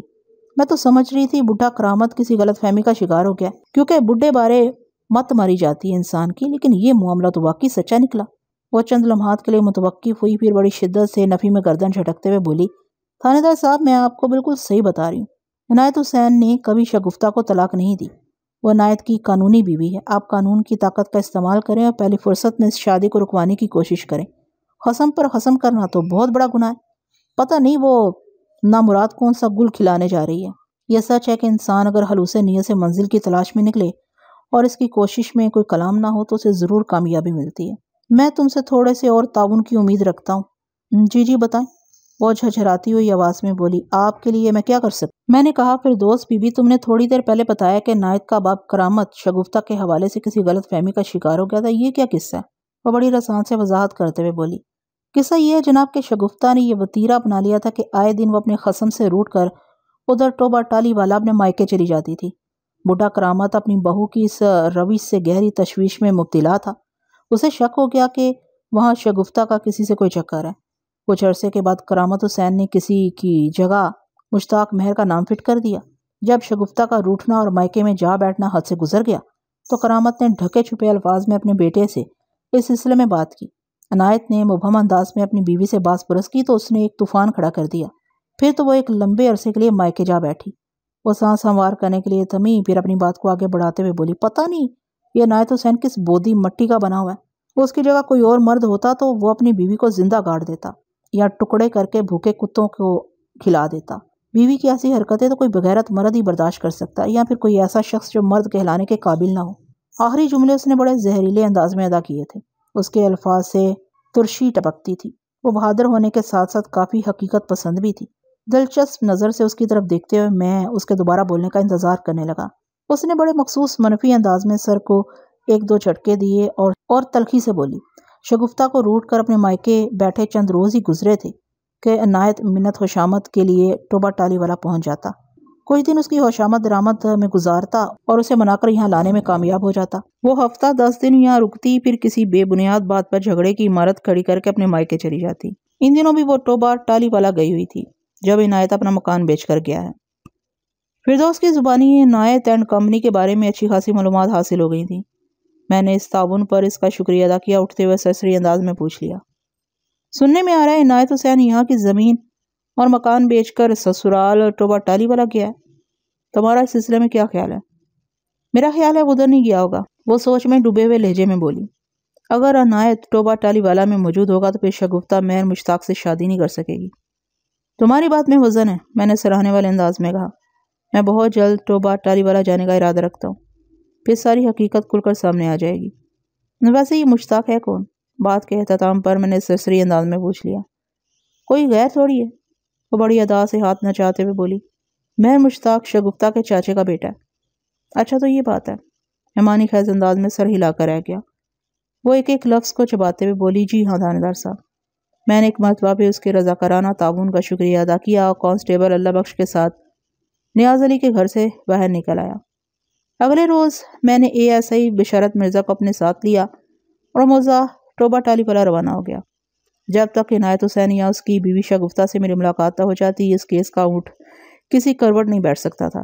رات بھر میرا ذہن اسی مسئلے کی گتھیاں سلجھانے میں مصروف رہا تھا اور میں 2-3 گھنٹے سے زیادہ کی نیند نہیں لے سکا تھا۔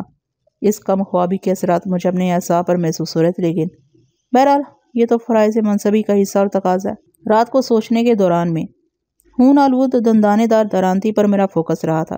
وہ درانتی با زبان خاموشی یہ اعلان کرتی سنائی دیتی تھی کہ اس کی مدد سے کوئی خونی واردات عمل میں لائی گئی ہے، کوئی واردات قتل۔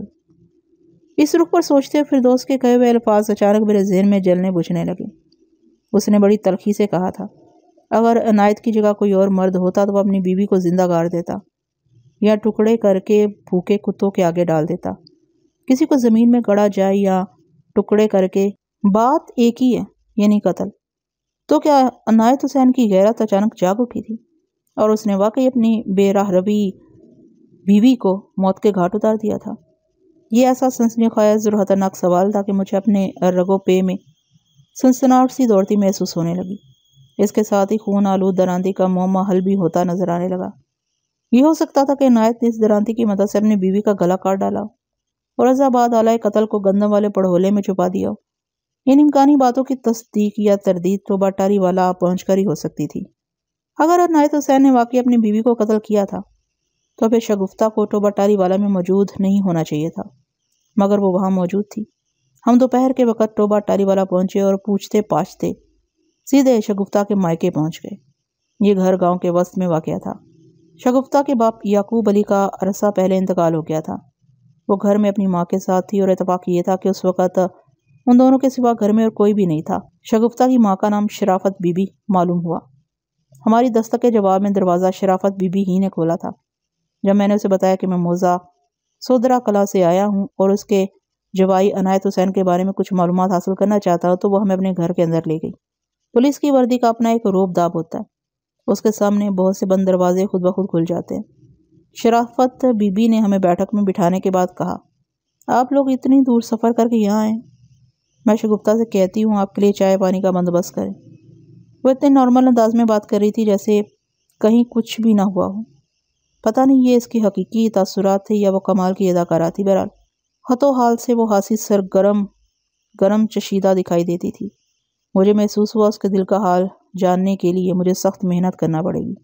اس کی پرکشش پیشکش کے جواب میں نے کہا، کسی قسم کے تکلف میں پڑنے کی ضرورت نہیں، ہم تھانے سے ناشتہ کر کے نکلے تھے۔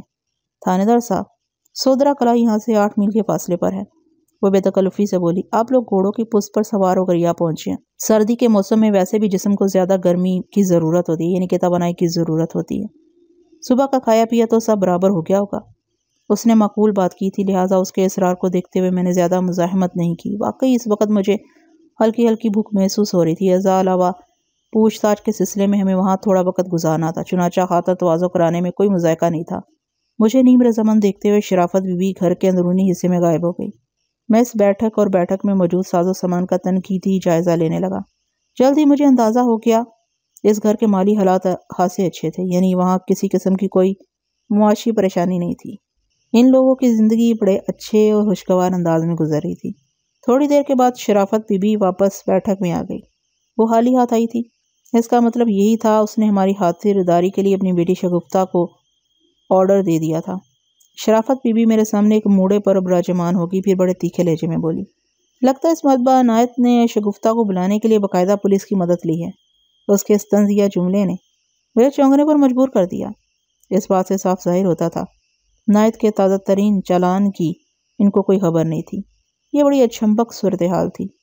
میں نے اسے گھسنے کے لیے سرسری لہجے میں کہا، ہاں کچھ ایسی بات ہے شرافت بی بی، تم نے تنگ آمد بجنگ آمد کے بارے میں تو سنا ہوگا۔ اچھا تو آپ یہاں عنایت کے لیے جنگ کرنے آئے ہیں؟ وہ حیرت بھرے لہجے میں بولی، لیکن شروع میں تو آپ نے بتایا تھا آپ عنایت کے بارے میں کچھ معلومات حاصل کرنے آئے ہیں۔ سچی بات تو یہی ہے، میں نے گفتگو کو ٹو دی پوائنٹ رکھتے ہوئے کہا، میں یہ جاننا چاہتا ہوں کہ عنایت حسین کہاں ہے۔ وہ متذبذب نظر سے مجھے دیکھتے ہوئے بولی، مجھے کہاں ہونا ہے، ادھر سودرا کلا میں اپنے گھر ہی میں ہوگا۔ شرافت بی بی کے اس جملے نے مجھے بڑے واضح طور پر بتا دیا کہ وہ عنایت کے مکان کی فروخت کے بارے میں کچھ نہیں جانتی۔ میں چند لمحات تک ٹٹولنے والے انداز میں اس کی آنکھوں میں دیکھتا رہا، پھر نہایت ہی ٹھہرے ہوئے لہجے میں کہا، شرافت بی بی، 2-2.5 ماہ پہلے تک تو وہ سودرا کلا ہی میں تھا، لیکن پھر اس نے اپنا مکان اور زمین فروخت کر دی، مال مویشیوں کو ساتھ لیا اور کہیں چلا گیا۔ اس کے باپ کرامت حسین کے بارے میں پتہ چلا کہ وہ اپنی بیٹی کے پاس کوٹ فرمان چلا گیا، اور عنایت حسین کے حوالے سے یہی سننے میں آ رہا ہے کہ وہ یہاں ٹوپا ٹالی والا آ گیا، اس لیے اس کی تلاش میں میں یہاں پہنچا ہوں۔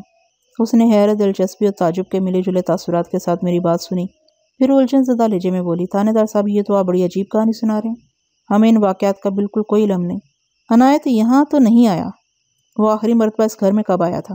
میں نے قدرے سخت لہجے میں استفسار کیا۔ اس سے پہلے کہ شرافت بی بی میرے سوال کا جواب دیتی، بیٹھک کے اندرونی دروازے پر ہلکی سی دستک ہوئی۔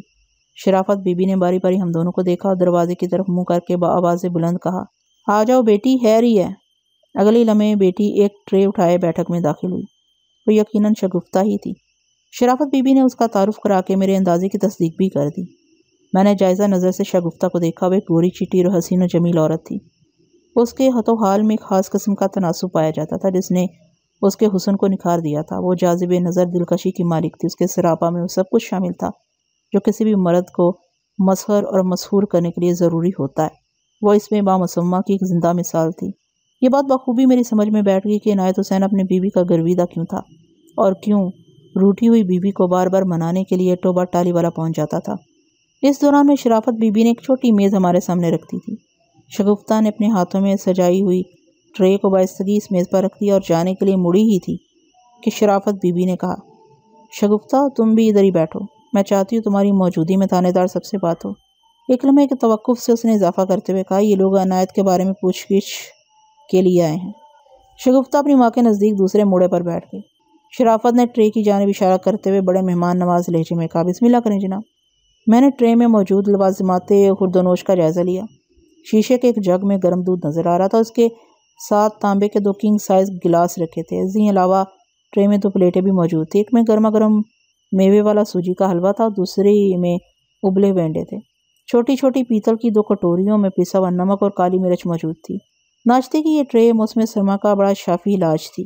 میں نے بسم اللہ کرتے ہوئے شرافت بی بی سے کہا، تم نے ابھی تک میرے سوال کا جواب نہیں دیا، آخری مرتبہ عنایت اس گھر میں کب آیا تھا؟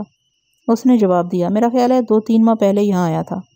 پھر اس نے شگفتہ کی طرف دیکھتے ہوئے تصدیق چاہی، میں غلط تو نہیں کہہ رہی ہوں نا بیٹی؟ نہیں اماں، شگفتہ نے فوراً تصدیق کر دی، تمہارا اندازہ بالکل درست ہے۔ اس کے بعد شرافت بی بی نے شگفتہ کو عنایت کے مکان اور زمین فروخت کرنے کے بارے میں مختصراً بتایا، اور یہ بھی کہ کرامت حسین کوٹ فرمان چلا گیا۔ شگفتہ نے بھی تعجب سے یہ ردات سنی، اور اس دوران میں وہ حیرت سے پلکیں جھپکتی رہی۔ آخر میں شرافت نے میری جانب دیکھتے ہوئے کہا، تھانے دار صاحب، ہم اس باپ بیٹے سے سخت تنگ ہیں کہ آپ کے قانون میں انہیں سدھارنے کے لیے کوئی دفعہ موجود نہیں۔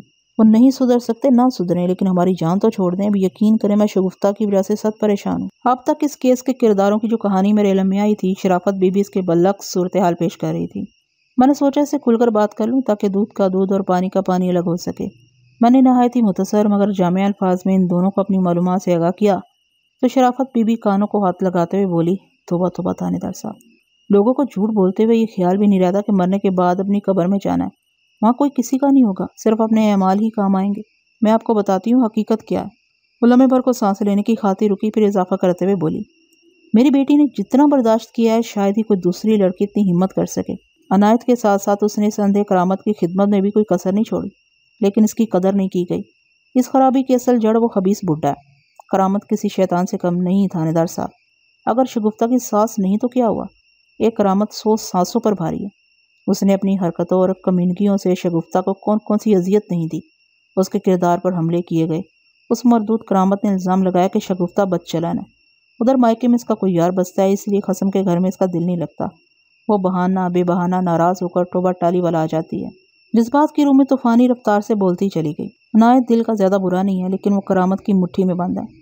جب بھی کوئی فتنہ اٹھا، کوئی جھگڑا ہوا، اس نے اپنے باپ کا ساتھ دیا۔ عورت ذات کہاں تک مقابلہ کرے گی جناب؟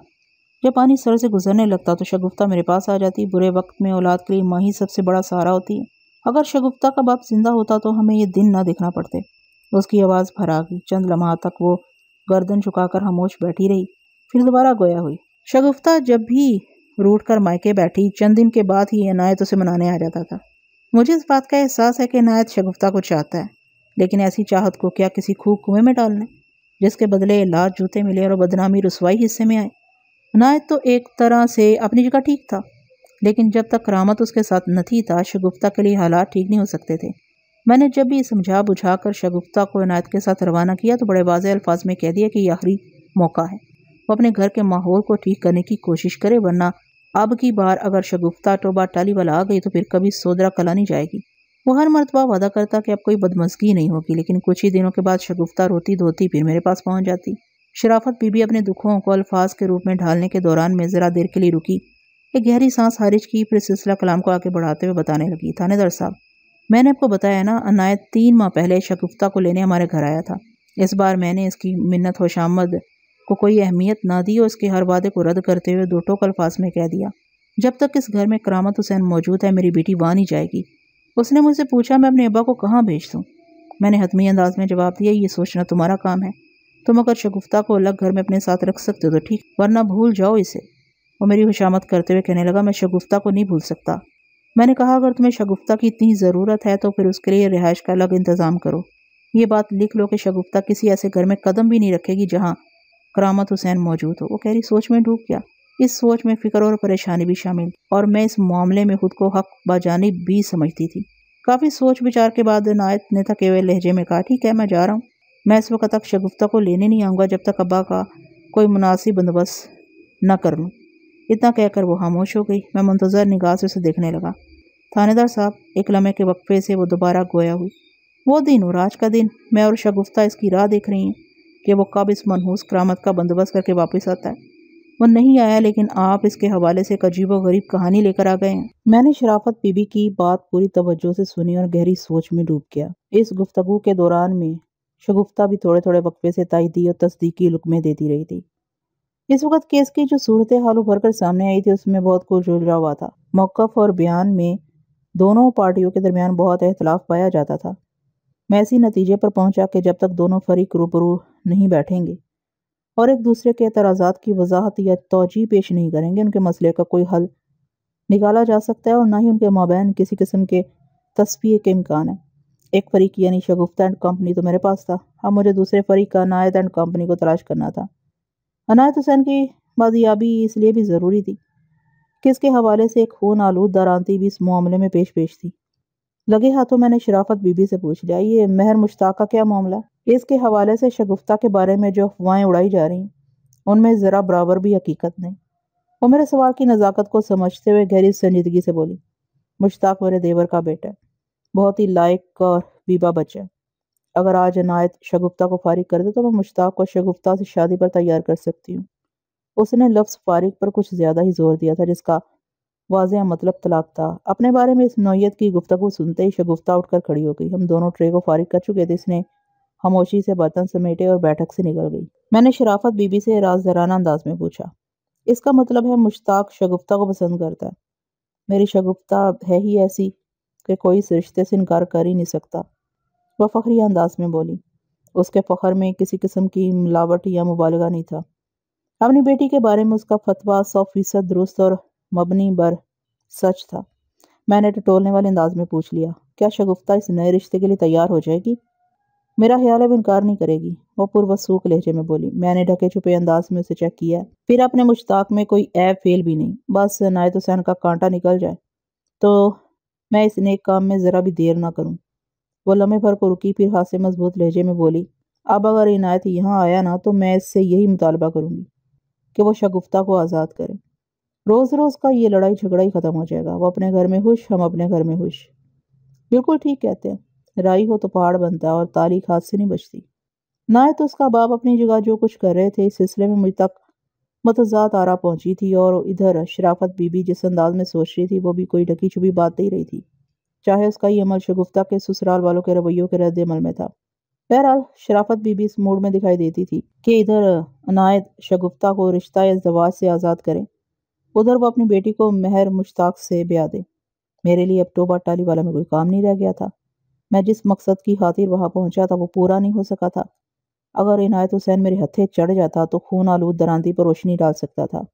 میں اٹھ کر کھڑا ہو گیا اور شرافت بی بی سے کہا، میں عنایت کی تلاش میں یہاں آیا تھا اور تمہارا دعویٰ ہے کہ اس نے ٹوبہ ٹالی والا میں قدم نہیں رکھا، تمہارے خیال میں وہ مجھے کہاں مل سکتا؟ اس نے شک آمیز نظر سے مجھے دیکھا اور چپتے ہوئے لہجے میں بولی، تھانے دار صاحب، آپ نے شروع میں مجھے بتایا تھا کہ عنایت اپنے باپ کو ادھر کوٹ فرمان روانہ کر دیا، ہو سکتا ہے ادھر آنے کی بجائے وہ خود بھی بہن کے گھر چلا گیا ہو۔ ہاں ایسا ہو سکتا ہے، میں نے سر کو اس بات میں حرکت دیتے ہوئے کہا۔ وہ گہری نظر سے مجھے دیکھتے ہوئے مستفسر ہوئی، تھانے دار صاحب، آپ نے بتایا کہ عنایت کے بارے میں معلومات حاصل کرنے کے لیے یہاں آئے ہیں، لیکن اس بات کی وضاحت ابھی تک نہیں ہو سکی کہ آپ کو کس قسم کی معلومات چاہیے۔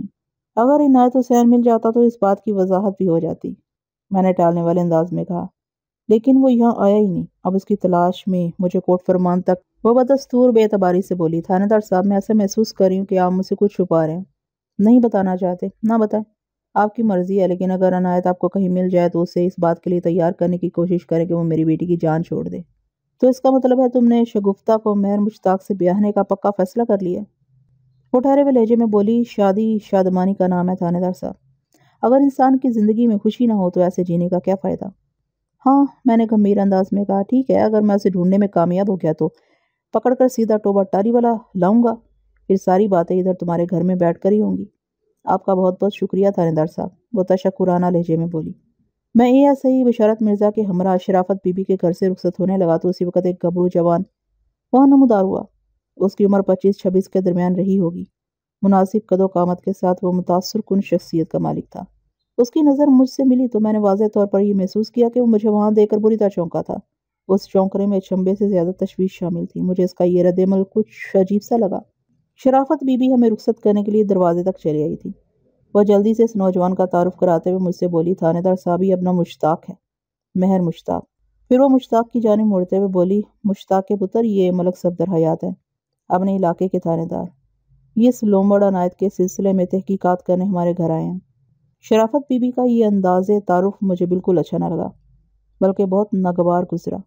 ٹھیک ہے، عنایت سے ان لوگوں کے کچھ اختلافات چل رہے تھے، لیکن وہ بہرحال اس کا داماد تھا، اسے لومڑ کہہ کر بات کرنے کی کوئی تک بنتی تھی اور نہ ہی جواز نظر آتا تھا، اور وہ بھی ایک ایسے شخص کے سامنے جو اس کی بیٹی کے لیے امید لگائے بیٹھا تھا۔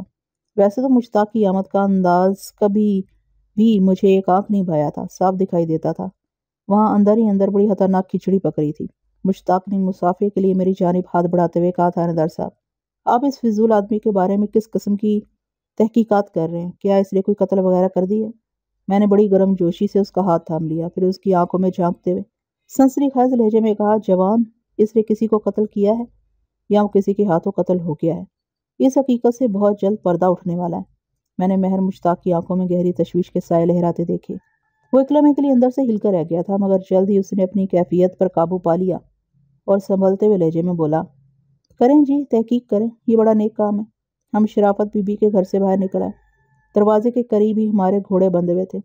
ایسائی نے میرا اور اپنا گھوڑا کھولا، پھر ہم ان گھوڑوں کی پشت پر سوار ہو کر واپسی کے سفر پر روانہ ہو گئے۔ ہمیں گلی سے نکل کر دوسری گلی میں داخل ہوئے تو ایسائی نے مجھ سے کہا، ملک صاحب، یہ بندہ مشتاق مجھے ٹھیک نہیں لگا۔ میرا ذہن بھی اس وقت مسلسل مہر مشتاق کے بارے میں سوچ رہا تھا۔ سرسری لہجے میں نے ایسائی سے کہا، کیا خرابی ہے اس میں؟ مجھے تو وہ اچھا خاصا لگا ہے۔ میں نے ابھی تک عنایت حسین کو نہیں دیکھا، لیکن شگفتہ کو تو ہم دونوں ہی نے دیکھ لیا ہے۔ میرے خیال میں شگفتہ اور مہر مشتاق کی جوڑی بڑی موزوں رہے گی۔ میں ان کی جوڑی یا شادی کی بات نہیں کر رہا ہوں، وہ الجھن زدہ لہجے میں بولا۔ پھر تمہارا کیا مطلب ہے؟ میں نے پوچھ لیا۔ ایسی بات نہیں ہے، میں بشارت مرزا کا مقصد نہیں سمجھ رہا تھا۔ مجھے بخوبی اندازہ تھا کہ وہ کس زاویے سے بول رہا ہے، لیکن میں دانستہ اسے ادھر ادھر کر رہا تھا۔ دراصل اس وقت میرا ذہن کئی محاذوں پر ایک ساتھ میں نے محسوس کیا تھا کہ کوئی ہمارے تعاقب میں ہے۔ میں سب سے پہلے یہ جاننا چاہتا تھا کون ہمارا پیچھا کر رہا ہے، کیوں؟ ASI نے میرے استفسار کے جواب میں کہا، ملک صاحب، میں نے محسوس کیا ہے کہ وہ ہمیں شرافت بی بی کے گھر میں دے کر بری طرح چونکا تھا، جیسے اسے ہمارا وہاں آنا اچھا نہ لگا ہو۔ ہماری اسے دوستی ہے نہ ہی دشمنی، پھر اسے ایسے مشکوک رویے کا مظاہرہ کرنے کی ضرورت کیوں پیش آئی؟ ہمارا تعلق پولیس سے ہے، اس حوالے سے بھی مشتاق کا چونکنا اور بدکنا بڑا معنی خیز ہے۔ ایسا رد عمل تو وہی شخص پیش کر سکتا ہے جس نے کوئی جرم کیا یا جرم کرنے کا ارادہ رکھتا ہو۔ میرا مطلب سمجھ رہے ہیں نا؟ یہ ایسے ہی بشارت مرزا نے حالات و واقعات کا بڑا درست اور برمحل تجزیہ کیا تھا۔ میں نے گمبھیر لہجے میں کہا، ہاں میں سمجھ رہا ہوں کہ تم کیا کہنا چاہتے ہو۔ میں محسوس کر رہا ہوں کہ کوئی شخص نہایت ہی خفیہ انداز میں ہمارا تعاقب کر رہا ہے۔ کیا تم نے بھی ایسے محسوس کیا؟ میرے اس انکشافی سوال نے ASI کو بے سختہ پلٹ کر پیچھے دیکھنے پر مجبور کر دیا۔ میں نے اس طرف دھیان نہیں دیا تو دو، میں نے قطعی لہجے میں کہا۔ اگلے لمحے وہ تصدیقی نظر سے مجھے تکنے لگا۔ مجھے یقین تھا کہ اس نے بھی متعاقب کی شلک دیکھ لی تھی۔ سرسراتی ہوئی آواز میں اس نے مجھ سے کہا، بالکل درست فرما رہے ہیں ملک صاحب، لیکن وہ بندہ مہر مشتاق نہیں۔ وہ مہر مشتاق نہیں، لیکن اسی کا متعین کردہ کوئی بندہ تو ہو سکتا ہے، میں نے ٹھوس لہجے میں کہا۔ یہ بات ڈھکی چھپی نہیں کہ ہم کافی دیر سے شرافت بی بی کے گھر میں بیٹھے ہوئے تھے۔ اگر مشتاق واقعی کسی قسم کے جرم میں ملوث ہے یا ایسا کوئی ارادہ رکھتا ہے تو وہ ہماری نگرانی پر اپنے کسی بندے کو مامور بھی کر سکتا ہے۔ آپ بالکل ٹھیک کہہ رہے ہیں ملک صاحب، وہ جوشیلے لہجے میں بولا۔ پھر کیا کرنا چاہیے؟ کیا اس بندے پر ہاتھ ڈال دیں؟ میں نے سوچ میں ڈوبے ہوئے لہجے میں جواب دیا، میرا خیال ہے اس متعاقب کو اپنے پیچھے لگا کر ٹوبہ ٹالی والا سے باہر لاتے ہیں، پھر اس کا مزاج بھی دریافت کر لیں گے۔ ASI نے میری تجویز سے اتفاق کیا، لیکن ہم جیسے ہی گاؤں کی حدود سے باہر نکلے متعاقب غائب ہو گیا۔ ہم نے کسی بہانے سے اپنے گھوڑوں کو روکا اور یہ ظاہر کرنے کی کوشش کی جیسے ہم گھوڑا بدلنے کا ارادہ رکھتے ہیں، لیکن ہم اس توسط سے نامعلوم متعاقب کا جائزہ لینا چاہتے تھے، مگر ہمیں اپنے مقصد میں کامیابی حاصل نہ ہوئی۔ دور دور تک مذکورہ متعاقب کے آثار دکھائی نہ دیے۔ ASI نے مشورہ دینے والے انداز میں کہا، کیا خیال ہے ملک صاحب، واپس چل کر اس پراسرار پیچھا کرنے والے کا کھوج لگائیں؟ اس کا کوئی فائدہ نہیں ہوگا، میں نے سرسری انداز میں کہا۔ مجھے نہیں امید کہ وہ اب ہمارے ہاتھ آئے، ASI نے کہا۔ مجھے پورا شک ہے وہ بندہ مشتاق ہی کا بھیجا ہوا ہے۔ میں بھی کچھ ایسے محسوس کر رہا ہوں۔ میں اس بندے مہر مشتاق کی خفیہ نگرانی کرانا چاہتا ہوں تاکہ پتہ تو چلے وہ کس قماش کا شخص ہے اور اس کے ارادے کیا ہیں۔ آپ فکر نہ کریں ملک صاحب، وہ کسی فوری خیال کے تحت بولا۔ یہاں ٹوبہ ٹالی والا میں میرے ایک دو جاننے والے ہیں، میں ان سے کام لے کر مہر مشتاق کے بارے میں مفید معلومات حاصل کر سکتا ہوں۔ آپ کہیں تو ابھی چلتے ہیں، ابھی واپسی کا رخ کرنا مناسب نہیں ہوگا، میں نے حتمی لہجے میں کہا۔ میں یہ کام تمہارے ذمہ لگاتا ہوں، تم کل سے اس مشن پر لگ جاؤ۔ تم اور دو ہوشیار قسم کے کانسٹیبلز یہاں آؤ، لیکن خیال رہے کہ تمہیں یہ کام سادہ لباس میں رہتے ہوئے کرنا ہے تاکہ یہاں کسی کو پولیس کی سرگرمی کا احساس نہ ہو۔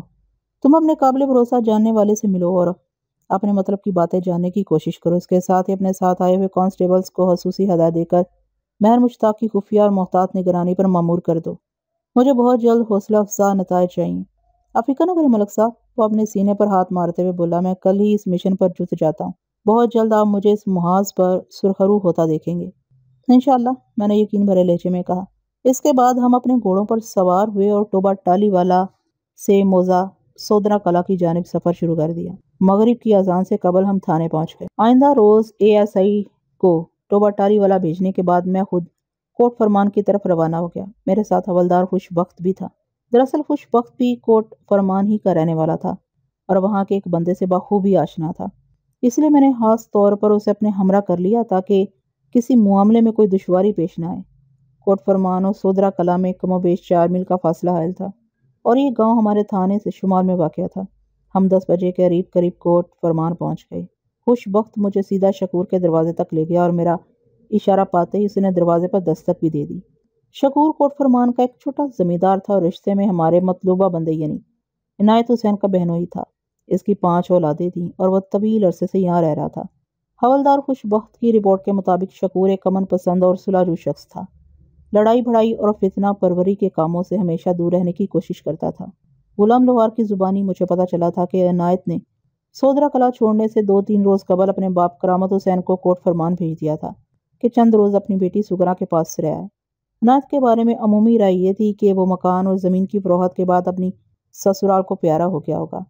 इसलिए मैंने सबसे पहले टोबा टाली वाला को चेक किया था, लेकिन अनायत की वहाँ मौजूदगी के आसार नहीं मिले थे।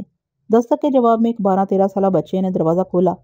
वो खुशबख्त को देखते ही पहचान गया। इत्तफाक से इस वक्त शकूर घर में मौजूद था। जल्द ही हम उस घर की बैठक में बैठे शकूर उसकी बीवी को अपनी आमद की गर्ज़ गायत बता रहे थे। उन्होंने पूरी तवज्जो से मेरी बयान करदा कहानी सुनी और हक्का बक्का रह गए। शकूर ने हैरत भरे लहजे में कहा, चाचा करामत तो एक तवील अरसे से हमारे घर नहीं आया। हालांकि मेरी तो हमेशा ये ख्वाहिश रही है कि वो इधर ही ठहर जाए, बुढ़ापे में बहू के हाथों अपनी मट्टी खराब ना कराए, लेकिन वो सुनता ही नहीं। उसने हमेशा यही कहा कि बेटी के दर पर पड़े रहना मुझे अच्छा नहीं लगता। वो लम्हे भर को सांस लेने के लिए मुतवक्किफ हुआ, फिर इजाफा करते हुए बोला, और ये आपने अनायत की भी बड़ी खूब कहानी सुनाई है। हमें इस बारे में कुछ खबर नहीं कि अनायत ने अपना घर बार फरोख्त कर दिया है। आपकी बात पर यकीन कर रहा हूँ, लेकिन मेरे ख्याल में अनायत ने ज़मीन बेचकर ज़िंदगी की सबसे बड़ी गलती की है। ज़मींदार तो ज़मीन को फैलाने बढ़ाने के चक्कर में रहता, और वो उसने जुमला अफसोसनाक अंदाज में अधूरा छोड़ा। नफ़ी में गर्दन झटकने लगा। मैं अपनी कहानी में उन्हें यह भी बता चुका हूँ कि अनायत की तलाश में मैं टोबर टाली वाला की खाक छान चुका हूँ।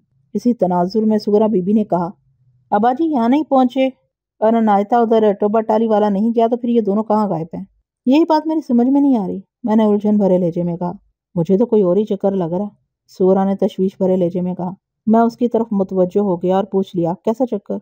ये शराफत बीबी बड़ी बदमाश औरत है। उसने नफरत भरे लहजे में कहा, जो औरत अपनी बेटी का घर बसने ना दे वो कुछ भी कर सकती। मुझे शक है उसी ने अनायता और अब्बा जी को कहीं गायब किया। सुगरा दूर की कौड़ी लाई थी।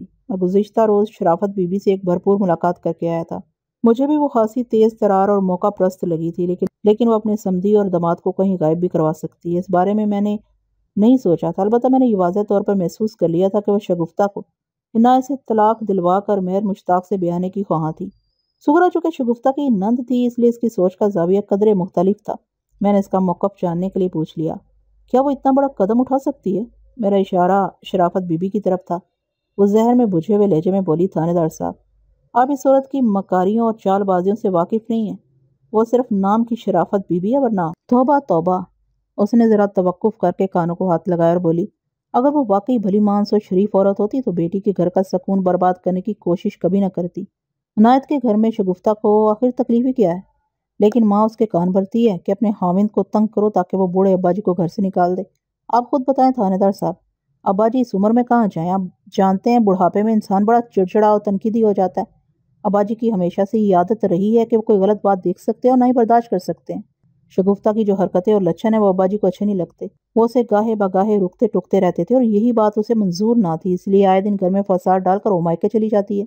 मैंने अब्बा जी की मिन्नत की है कि वो हमारे पास आ जाएं, लेकिन वो ये बात मानने को तैयार नहीं। आपको पता नहीं ये शराफत बीबी कितनी कमीनी औरत है। वो हर बार अनायता से यही मुतालिबा करती है कि वो अब्बा जी को घर से बाहर करे, फिर शगुफ्ता इस घर में कदम रखेगी। अनायता उनसे झूठा सच्चा वादा करके बीबी को घर ले आता है, लेकिन बताएं वो बाप को कैसे घर से निकाल दे? वो बाप जिसके साय में हम पल बढ़कर जवान हुए। उसने खुद को भूखा रखकर हमारा पेट भरा। वो खुद कड़ी धूप में जला होगा, लेकिन गर्म हवा का एक झोंका हम तक नहीं पहुंचने दिया। हमारी माँ छोटी सी उम्र में हमें छोड़कर अल्लाह को प्यारी हो गई थी। अब्बा जी ने हमें माँ बनकर पाला और एक बाप बनकर परवान चढ़ाया। ऐसे सायादार दरख्त को कोई कैसे काट कर फेंक सकता था? वो हासी जज्बाती हो रही थी और मैंने उसके बयान में किसी किस्म की मुदाखलत करने की कोशिश नहीं की ताकि उसके दिल का गुबार धुल जाए। पता नहीं कब से उसने ये तूफान अपने सीने में बांध रखा था। थोड़े तवक्कुफ के बाद वो दोबारा गोया हुई। अब वो काफ़ी हद तक संभल चुकी थी। उसकी आवाज़ में एक ठहराव सा आ गया था। वो मुझसे मुखातिब होते हुए बोली, थानेदार साहब, मैंने नायता को बहुत समझाया। शकूर ने भी कहा है कि शगुफ्ता जब इसके घर में नहीं बसना चाहती तो लानत भेजे उस पर। हम किसी अच्छी और भली मांस लड़की से खुद उसकी शादी कराएंगे। औलाद हो जाए तो इस रिश्ते को तोड़ना मुश्किल हो जाता है। इनके साथ तो ऐसा कोई मसला भी नहीं, मगर अनायता मानता ही नहीं। वो किसी भी सूरत शगुफ्ता को छोड़ने पर तैयार नहीं। लगता है इन माँ बेटी ने उस पर काला जादू कर दिया या उसे उल्लू का गोश्त खिला दिया। वैसे ये शगुफ्ता कम बहुत भी तो इतनी खूबसूरत ना। वो जुमला नामुकम्मल छोड़कर अचानक खामोश होगी। मैं चूंकि गुज़िश्ता रोज़ खुद अपनी आंखों से शगुफ्ता को देख चुका था, लिहाजा ये समझने में मुझे कतन कोई दुश्वारी महसूस ना हुई कि सुगरा बीबी कहना क्या चाहती थी। कम बहुत शगुफ्ता इतनी खूबसूरत बुला है कि कोई भी मर्द आसानी से उसे छोड़ने को तैयार नहीं हो सकता।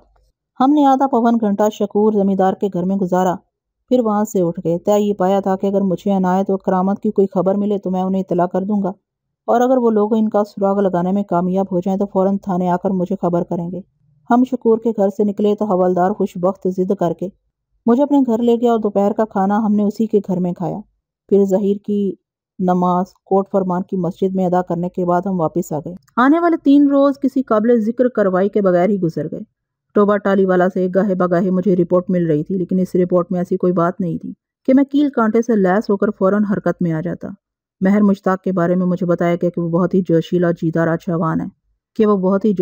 جیدار جوان ہے، لیکن وہ کسی ایسی کارروائی میں ملوث نہیں پایا گیا تھا کہ اس کے خلاف قانونی چارہ جوئی کی جاتی۔ البتہ یہ خبر مجھ تک پہنچی تھی کہ وہ نہایت پابندی کے ساتھ آزادانہ طور پر شرافت بی بی کے گھر آتا جاتا ہے۔ جس گھر کے لوگ خوش آمدید کہنے کے لیے تیار ہوں وہاں کوئی کیوں نہیں جائے گا۔ مزید 1 ہفتے تک میں نے عنایت و کرامت کی تلاش کا سلسلہ جاری رکھا۔ میں نے اپنے بندے ارد گرد کے گاؤں دیہات تک دور تک پھیلا دیے تھے اور انہیں سختی سے ہدایت کر دی تھی کہ ان ماں بیٹے میں سے جو بھی اور جس حالت میں بھی نظر آئے اسے فی الفور میرے سامنے حاضر کیا جائے۔ ایسی متلاشی ہر ٹیم کے ساتھ میں نے ایک ایسے مقامی بندے کو بھی نتھی کر دیا تھا جو عنایت و کرامت کا صورت آشنا تھا، تاکہ پولیس پارٹی کو ان کی تلاش اور شناخت کے سلسلے میں وقت کا سامنا نہ کرنا پڑے۔ جب تک عنایت میرے ہتھے نہ چڑھتا خون آلود درانتی کا معمہ حل نہیں ہو سکتا تھا۔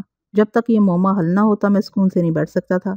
اسی بھاگ توڑ اور ادھیڑ بن میں 15 روز گزر گئے، لیکن کامیابی کا کوئی کونا کوئی سرا ہاتھ نہ آیا۔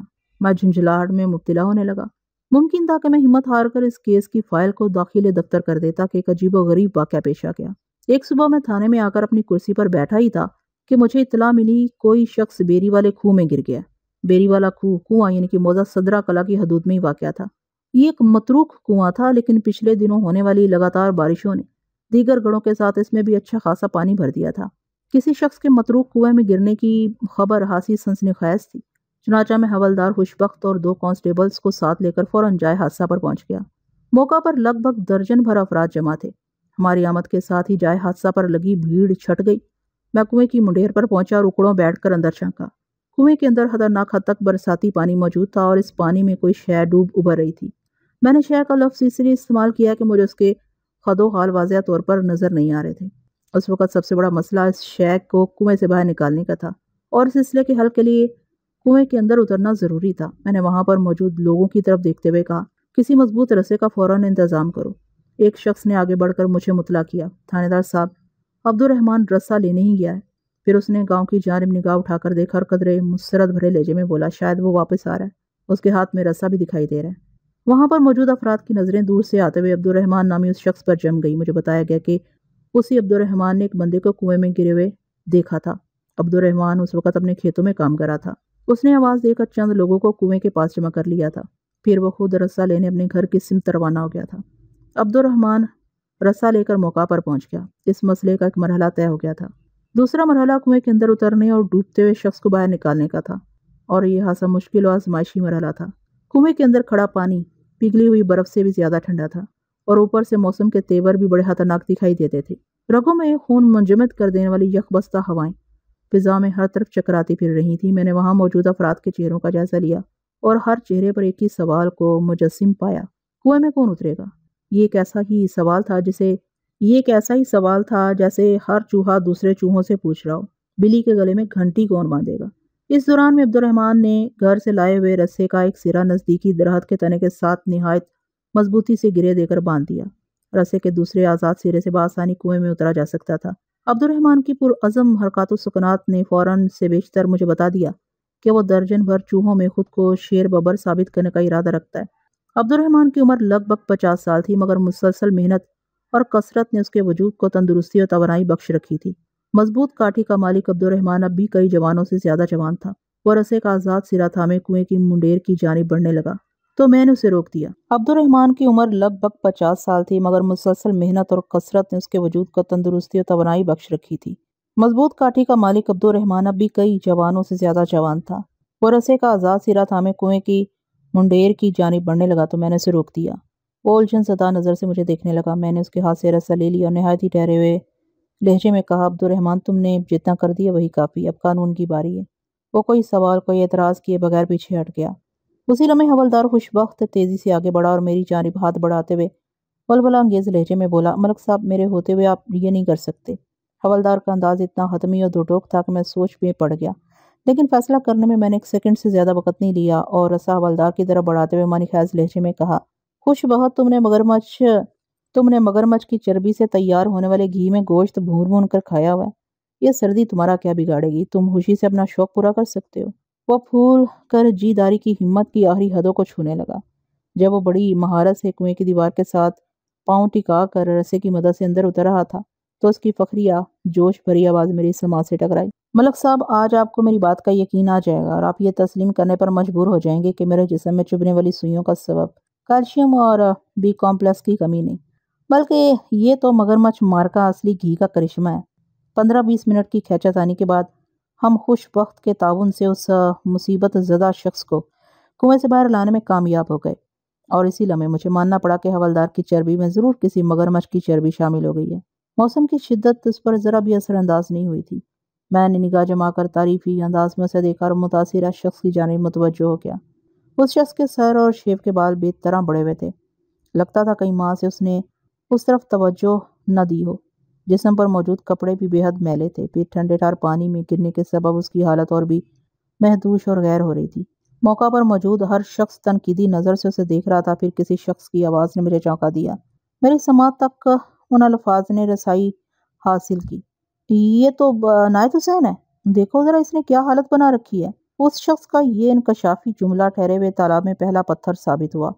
ان تمام افراد کا تعلق سودرا کلا سے تھا، لہٰذا طرح طرح کے تصدیقی اور تخیر امیز جملے میری سماعت تک پہنچے تھے، اور ان تبصروں کا لب لباب یہ تھا کہ حوالدار خوش بخت نے بے مثال بہادری کا مظاہرہ کرتے ہوئے جس شخص کو متروک کنویں سے باہر نکالا تھا وہ عنایت حسین ولد کرامت حسین سابقہ سکنہ موضع سودرا کلاں تھا۔ وہی عنایت حسین جس کی تلاش میں میں پچھلے 20-25 دن سے بے قرار تھا۔ وہ مجھے ملا بھی تو اس حالت میں کہ میں اسے کوئی سوال نہیں کر سکتا تھا۔ اسے فوری طور پر طبی امداد کی ضرورت تھی۔ میں نے فوری اور ہنگامی انتظامات کے تحت عنایت حسین کو اسپتال بھجوا دیا۔ اس کے ساتھ ہی کوٹ فرمان اور ٹوبہ ٹالی والا بندے دوڑا دیے تاکہ عنایت کے ورثاء کو اس کی بازیابی کی خبر ہو جائے۔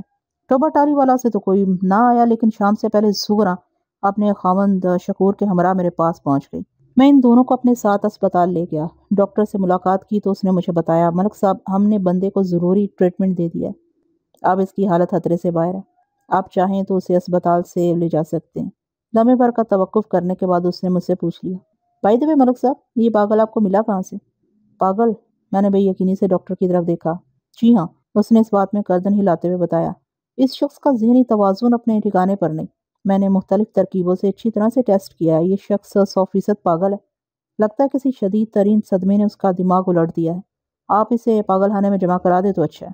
یہ اپنے ساتھ ساتھ دوسروں کے لیے بھی انتہائی خطرناک ثابت ہو سکتا ہے۔ یہ خود کو نوچتا ہے، دانتوں سے کاٹتا ہے اور تھوڑی تھوڑی دیر کے بعد مخصوص جملے دہرانے لگتا ہے، پھر دیوار سے سر ٹکرانے کی کوشش کرتا ہے۔ ہم نے بڑی مشکل سے اسے کنٹرول کر رکھا ہے۔ ڈاکٹر کی رپورٹ نے مجھے گہری تشویش میں مبتلا کر دیا۔ میں اس کی ماہرانہ اور پیشورانہ رائے کو مسترد نہیں کر سکتا تھا، لہٰذا تجسس سے لبریز لہجے میں پوچھ لیا، وہ کس قسم کے مخصوص جملے دہراتا ہے؟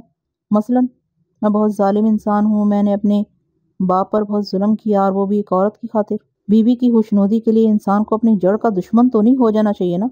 اس نے کہا، اپنے باپ کا بندوبست کر لو، اور میں نے بندوبست کر دیا۔ مجھے جتنی بھی عبرتناک سزا دی جائے وہ کم ہے، لیکن کوئی میری بات کا یقین نہیں کرتا۔ لوگ مجھے سزا دینے کی بجائے مجھ پر ترس کھاتے ہیں اور مجھے پاگل دیوانہ سمجھتے ہیں، جبکہ میں پاگل نہیں ہوں۔ وہ پاگل ہیں جو میری بات نہیں سمجھتے۔ میں نے کئی مرتبہ مرنے کی کوشش کی مگر مجھے بچا لیا جاتا ہے۔ میں اندھے کنویں میں کودا، خیال تھا کسی نے مجھے خودکشی کرتے ہوئے نہیں دیکھا ہوگا، لیکن میری قسمت پوری کہ ایک مرتبہ پھر مجھے بچا لیا گیا۔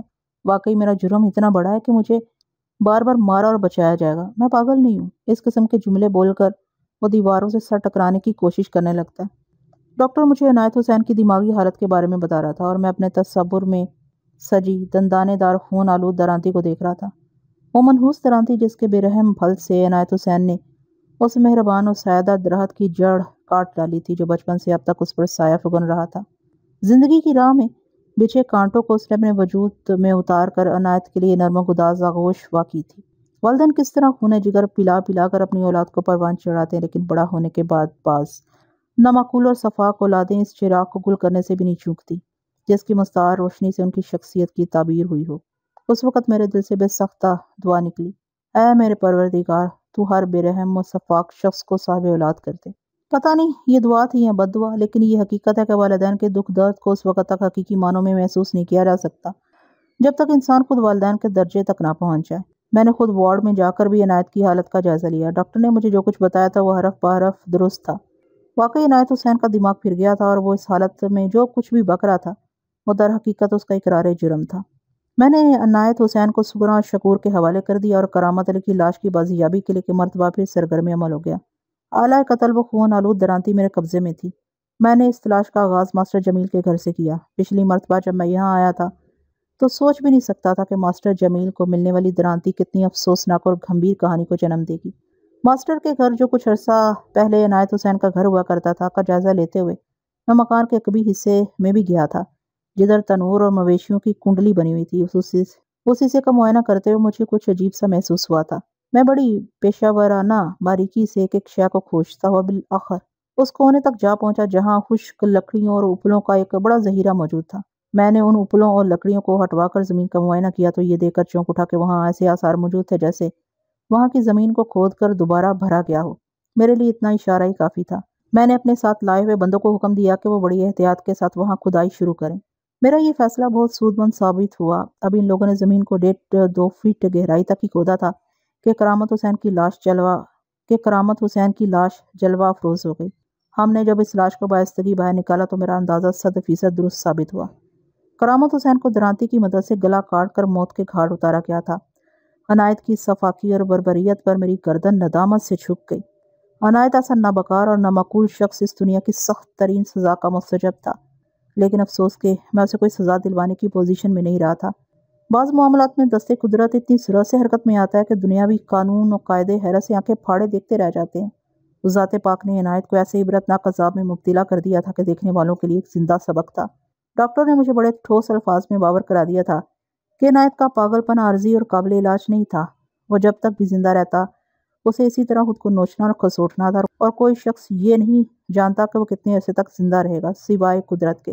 قدرت جب براہ راست کسی شخص سے انتقام لینے پر آتی ہے تو ایسے ہی دیدہ عبرت تماشے دیکھنے کو ملتے ہیں۔